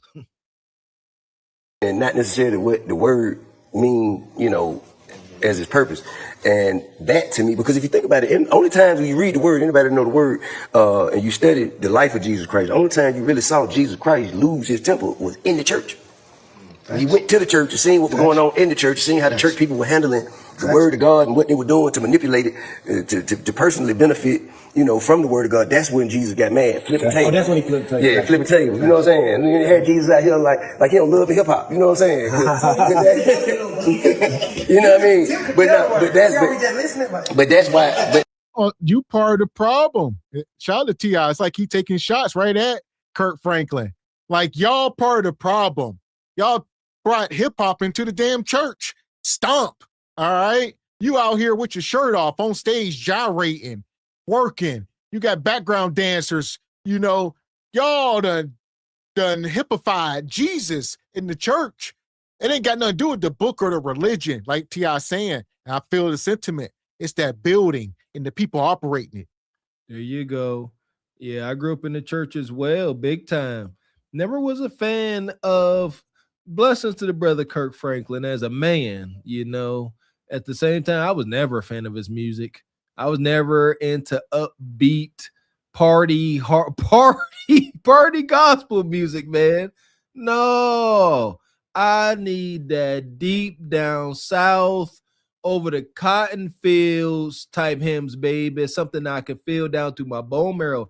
I ain't trying to jump, stomp, none of that. It's goofy. Like you said, like T.I. says, performative. You supposed to be in the house of the Lord going through a transformation, dealing with yourself. Not sitting here trying to stay on beat. God dang it. Yeah, so, huh. God dang. Up in there. Yeah. And see, I that triggers me because these same folks harmonizing, you so amazing. They'd be out there fighting like freaking cats and dogs right after service. Miss me with that. They would miss me. I'm such a trigger. Yeah. No weapon formed against me shall prosper. I'm more than a conqueror. And then you say you more than a conqueror. Then you can about to go home and complain about the bills you got to do. Get out. I seen too much. I'm tainted. I got church hurt. You know, from the word of God, that's when Jesus got mad. Flipping tables. Oh, that's when he flipped tables. Yeah, flipping tables. You know what I'm saying? And you had Jesus out here like he don't love hip hop. You know what I'm saying?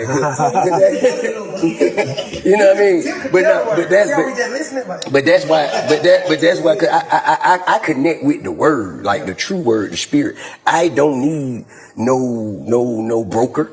I don't need no middleman. I don't need nobody to get my word. You know, I done heard a preacher, I've been to church before, and the preacher say, come on, y'all, put it to the collection plate, dig deeper, get your prayers past the ceiling. I say, hold up, wait a minute. Y'all telling me I got to pay this joker. You know what I'm saying? For my God to hear my prayer. Man, I'm out of here. You know what I'm saying? No, like, that's it's unfortunate. like that. Those moments are unfortunate. I mean, they are, and I'm not, and I don't put. No, it ain't, Kirk. Don't you speak against the bread. You're going to get ostracized. How y'all make y'all money? Yeah, that's unfortunate. I don't do it like that. All right. All we do, we lock the doors. We lock the doors and we tell God to, you know, make you reach in your pocket and give me everything. And then we unlock the doors. Facts. Listen here. I remember when I was but a child. Kirk Franklin came to Pittsburgh. He came to Mount Arrett Church. Somebody here, somebody know what I'm talking about. And I never forget, I went with one of my hyena aunts, and I didn't know where we was going. She said, we're going to church. We're going to a service. Everybody and their mama was going to this church, not to get saved, not to fellowship. No, they was going there to lay eyes on Kirk Franklin. That was it. Like, stop, like you said, Ms. X, respectfully salute to the black man that he is, but you are part of the problem. Yes. Yes, this little sawed off, egotistical, you know, he the worst thing. You know, he would look down on T.I., but he's worse than T.I. Out there, he really be gyrating on stage with leather pants and black tank tops and Chelsea boots. Like you say, only time will tell. A lot of this stuff ain't gonna come out for years later. Like a lot of this time, you know, we're gonna find out in older age about some of the atrocities as time go on. Don't trust none of these folks. Yeah, listen. I had no idea. So many of these celebrities and artists getting fondled, touched, harassed, misused, abused, corrupted. Hollyweird is weak, is wicked. I got to pay this joker. You know what I'm saying? For my God to hear my prayer. Man, I'm out of here. You know what I'm saying? No, like, that's unfortunate. Like that. Those moments are unfortunate. I mean, they are, and I'm not, and I don't put that. I don't put that on the entire. Because I think for the most part, there are people who are strong, church going, yes, God fearing people that go to church with the intention of serving and praising God. Yes. However, you know, I think there's some leadership. There's enough leadership. There's enough people in enough positions that understand that there is ways to manipulate this word to personally benefit. Oh yeah, that's the problem with it. Like you said, manipulating people. You know who your congregation is. You know, majority of these people don't have a savings account. They down on their luck. They are emotional spenders. You know you can tap into the emotions. Y'all sit back there all day and night picking out verses. Y'all don't read the Bible for knowledge and wisdom and for peace of mind and to learn something. Y'all read the Bible to find verses to manipulate people with. It's business. All right. So you looking through this. All right. I got my highlighter. That's a good one. That's a good one. I'm not in here trying to get any type of understanding. All right. Or anything with God. It's strictly to manipulate. There you go. What's the verse they have you read before they take offering? The Lord loves a cheerful giver. That's the only part of what that verse I know. Respectfully, I never read it if it's a verse. Lord loves a cheerful giver. That means give all the money you got with a smile. That's how it is meant to be interpreted by the pulpit pimp that is the pastor. You give me a church that teaches and funds a financial literacy class outside of church service, and I'll go. Want to know why? I'm talking about a real financial literacy class, which I don't think is against God's will. And then you show me, then I'll show you a proper church, because folks ain't gonna be in there spending their last to buy the pastor a new S class. That's it. So the only financial literacy they got, Pastor Marvin Wines told congregation, someone must donate $10,000 in 90 seconds to become a millionaire. Yeah! Boom, shakalaka! Yeah. He criticized a woman, 1,200. You know, if you spend 10,000 in 90 seconds, you will become a millionaire. God told him that. All right. He wasn't supposed to tell you what God told him, but he gonna let you in on a secret. The first congregation or authority to take individuals with this kind of mindset, I'm going to put it that way, bring him to the front of the congregation and discipline him, and then I'll come to that church, because this got to stop. You know, this is like a Ponzi scheme. I can hear him. The Lord had talked to me. It's been a while. I think we did put this on display. It's been a while. It's been a while since I did this one. This is a hot one. You got 90 seconds, limited time. The first person, $10,000. If you want to be a millionaire, I don't do this often. Crazy. So here we are. We got this video. Hit the like button. Or my request. And I've not done this in probably 20 years ago. This is it. But Lord said, I want to make a multi-millionaire out of someone, but they have to sow $10,000. He said, and they have to do that within 90 seconds. If you're going to do it, get it now, write the check. If you do this, God said, I'm going to make you a multi-millionaire. But there's a person in here. You sold that within 90 seconds. It should be less than that. God said, I'm going to show you my face. Insanity. I'm going to show you who I am. And for the rest of your days, everywhere the sole of your feet shall trod, you shall possess the land. He's selling blessings. And everything kalasupa, and everything your hand shall touch. I need 30 of you to get the $200. The person, if you're going to sow the 10,000, you will bring it up to Pastor Rockmore. This is wild. I baptize you in the name of Jesus. Have your way, Lord. Have your way, Lord. Have your way, Lord. Pure manipulation. All right. $10,000 in 60 seconds. Y'all move. Hold on. Where my guy at? Y'all ain't moving, baby. Come on, just bring it. I need you to stand up while y'all not moving. Come on. Don't make me push. Don't make me push. Thank you, sir. There go money. She touching you. Where they get that money? Where they get that money? I can see money from a long ways. Elder Gregory Kelly, That's right. Come on. $100. Everybody get something in your hand. Come on and put it right here. Here we go. All right. $10,000 in 90 seconds. Man. Do you not understand? This is evil. Because like T.I. said, stuff like this make a man like me and my family walk up out of church with extreme prejudice. Because you can't play me. I'm here for my soul.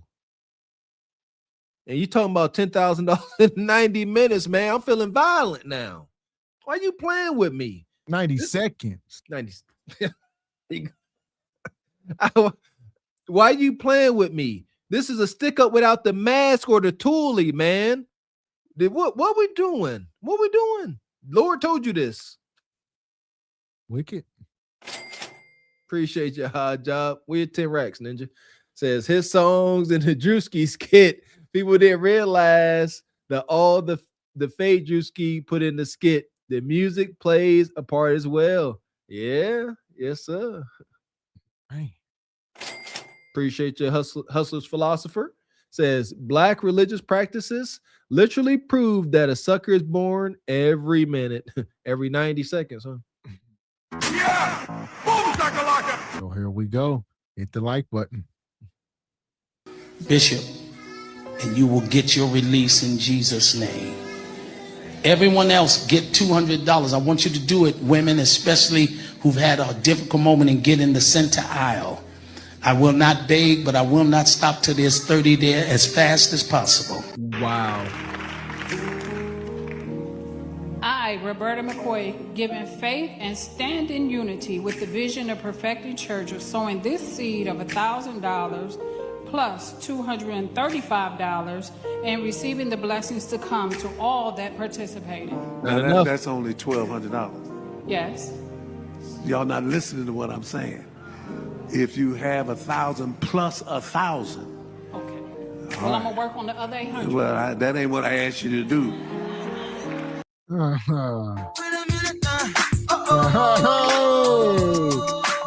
on. I don't think we be cracking the whip hard enough. We about to be on y'all tops. Hell with this. I'm about to tap into my inner Marvin Winans. All right, hit that cash app, hit the super chat. What he said? She said 12. She got her son up here. He said this is $1,200 something. All right. He said this the $2,000 line. Y'all ain't listening. I sent $2,000. Don't you walk up here with $1,235 in the name of the Lord? You ain't listening. He said that ain't what I asked you. Don't sound like you asking her for anything. Sound like you telling her to me, and they make you come up there, grab the microphone, and say what you do. Man, this is enraging. It's absolutely freaking enraging. It's a club. It's a party. I went to churches like this. They stand there in that line with pride because I'm better than you. Y'all don't know what the hell this is. I'm better than you. You can't afford to stand in this line and give up your money. I'm better than you. That's the pressure for everybody to get up. Because if you don't get up, you must be poor. You must be broke. You must not be blessed if you can't get in the $2,000 line. Hate it. Yes. Y'all not listening to what I'm saying. If you have 1,000 plus 1,000. Okay. Well, I'm gonna work on the other 800. Well, that ain't what I asked you to do.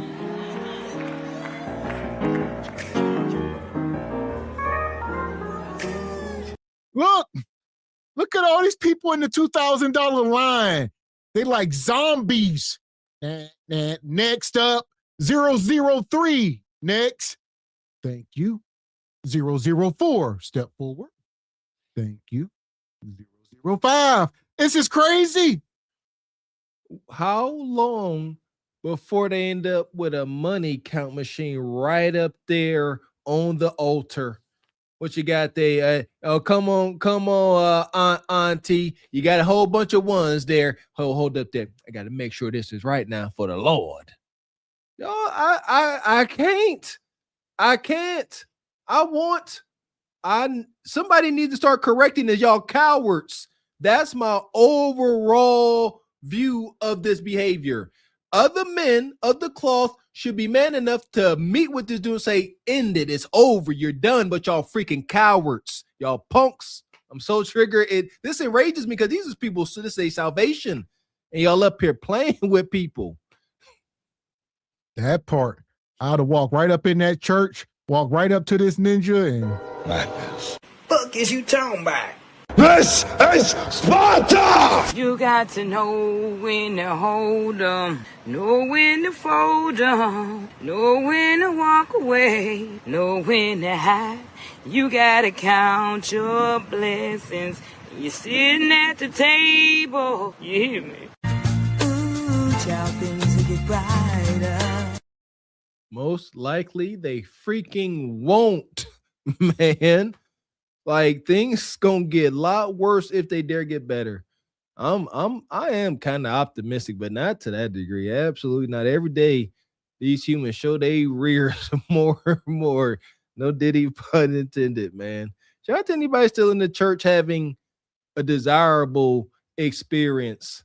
I also believe that, man, the real church, what it used to be, we've talked about it ad nauseum, the lock-ins, the real elders donating their time with love and compassion and teaching, not just a money grab. That church was dope. That church taught morality. That kind of church, that Old Testament fire and brimstone teaching gave me a conscience. Like that's gone. It did serve a purpose, but now it's just all for show, and it shows. Wicked. Appreciate you, King Keon. Said Pastor would have got the pause in Jesus' name. In the big name of Jesus, you hear me? Appreciate you, brother Derek. Says I used to show off like that when I was in the script club. Out of pocket, brother. So here we are. Nonetheless, all right, we're on the back end of the show. Appreciate you, brother Jay Tillman, over at Back to the Flicks, Surviving the Flicks. If y'all ain't tapped into Surviving the Flicks, the interactive, survival show, y'all smoking with cigarettes. He says they have to be atheists because hell is hot, ain't no water there. Seriously. So here we are, like I was saying. Shout out to Brother Jay. We made it through the end of the show. We ain't doing no open panel tonight. We might drop the link if y'all got any questions real quick. All right, we'll take a few questions tonight because we plan on coming back tomorrow. All right, that's our plan right now. We plan on doing a pop-up show during the day tomorrow. Not sure exactly the time, but set your notifications. There you go. Yeah, keep your eyes and ears to these YouTube streets to see if or when we do go live tomorrow. But yeah, I tell you again, shout out to brother Jay Tillman. Back to the Flicks, Surviving the Flicks. It's a good time, man. That's some dope stuff. Jay, I'm first. I believe in the vision, brother. Believe in the vision. And look out for our upcoming intro, all right, to Heartbreak Theater. I'm excited, man. I'm excited about Heartbreak Theater. Shout out to Jay. Yeah! Boom, shakalaka! So there we go. We dropped the link. We'll be here for a few minutes before we get out of here. If you got any questions about the topics tonight, we talked about the Nicki Minaj stuff. We talked about, the NFL and the black head coaches with the black church, a lot of stuff. If you got any questions at all, you click the link. There you go. Yeah, shout out to the thumbnail.